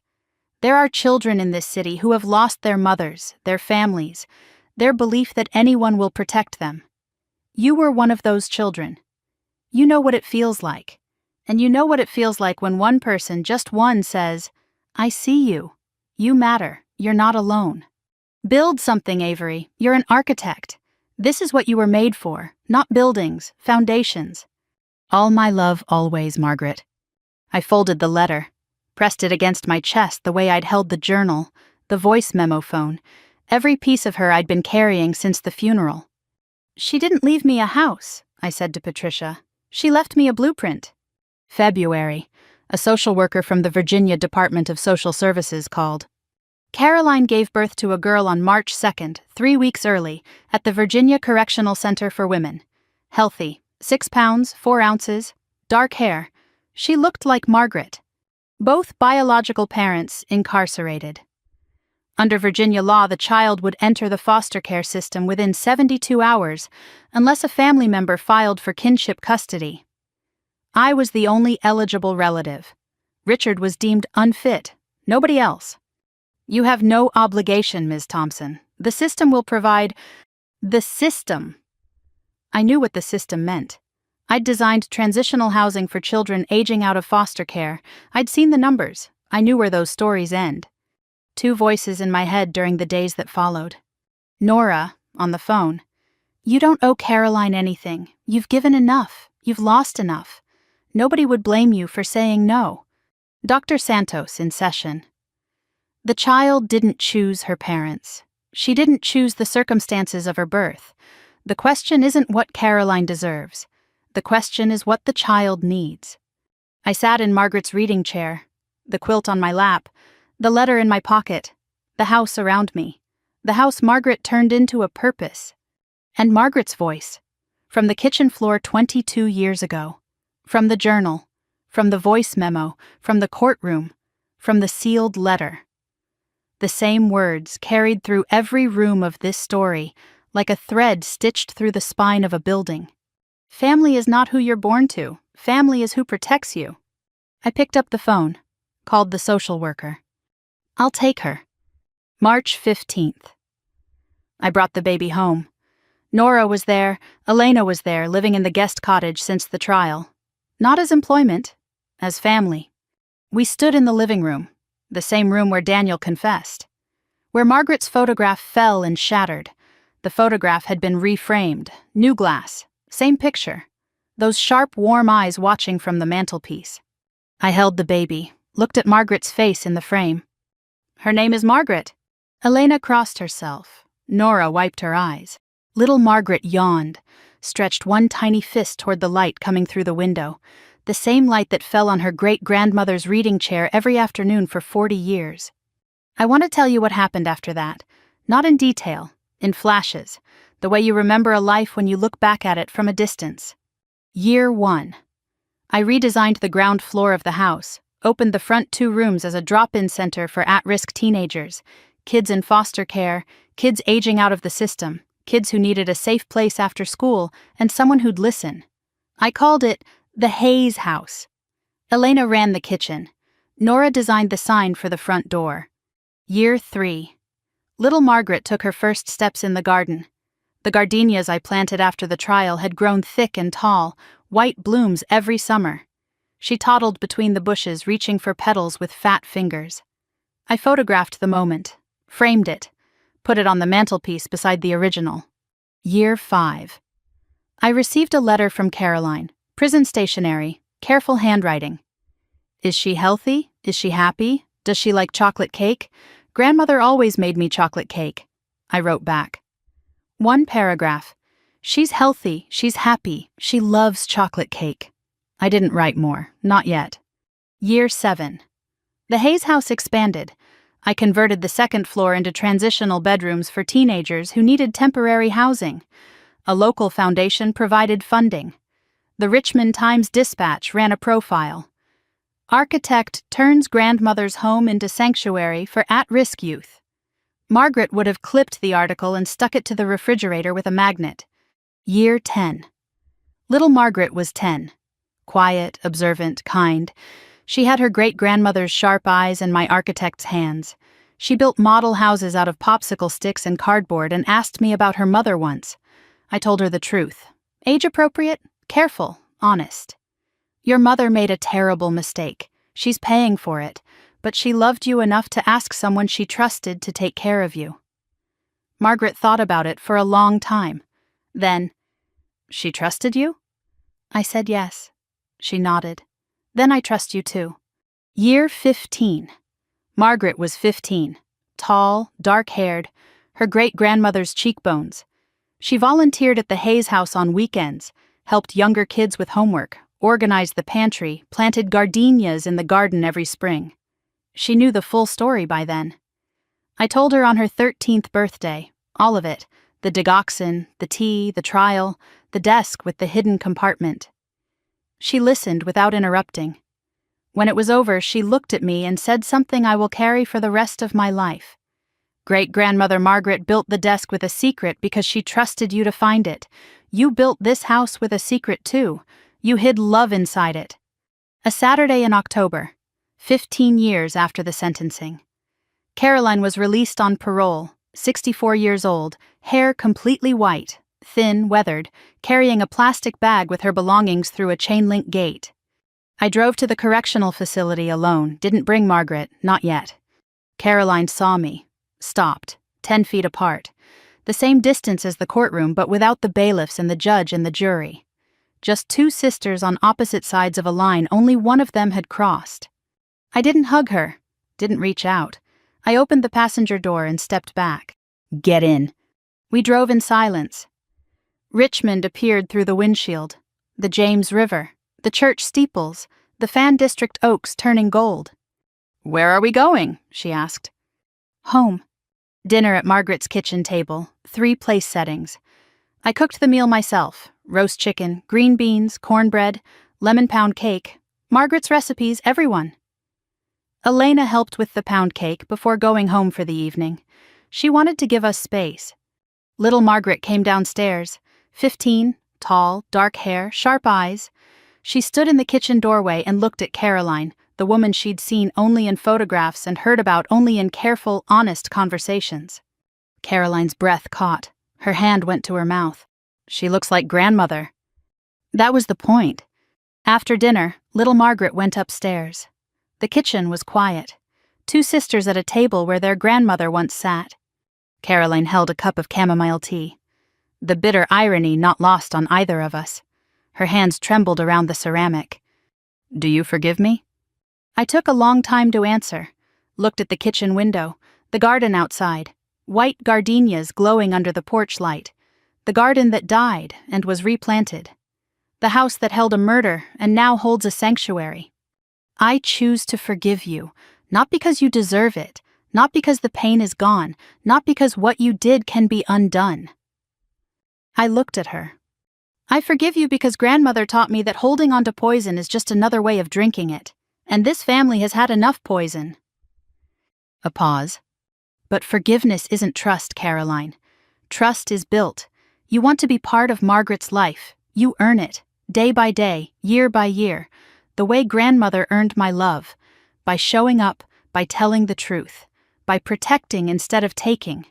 She nodded, didn't argue, didn't cry. The nod of a woman who understands the terms are fair because the alternative is nothing at all. This story taught me things I didn't want to learn. It taught me that blood doesn't guarantee loyalty. The people closest to you can be the ones who hurt you deepest, not because they're evil, but because proximity gives them access to the parts of you that can't be armored. It taught me that silence is not peace. For years I stayed quiet because I thought keeping the peace meant keeping the family. It didn't. It meant keeping the lie. It taught me that the truth costs everything and saves everything at the same time. The day I walked into Dr. Calloway's office and saw those test results, my world ended. But it also began. Because the truth, even when it's ugly, even when it means losing people you love, is the only foundation strong enough to build a life on. I'm an architect. I know foundations. And it taught me that forgiveness is not a feeling. It's a decision, a daily one. Some mornings I wake up furious at Caroline. Some mornings I look at little Margaret and I'm grateful. Most mornings I'm both. And that's okay. Forgiveness doesn't mean the anger is gone. It means the anger doesn't get to drive anymore.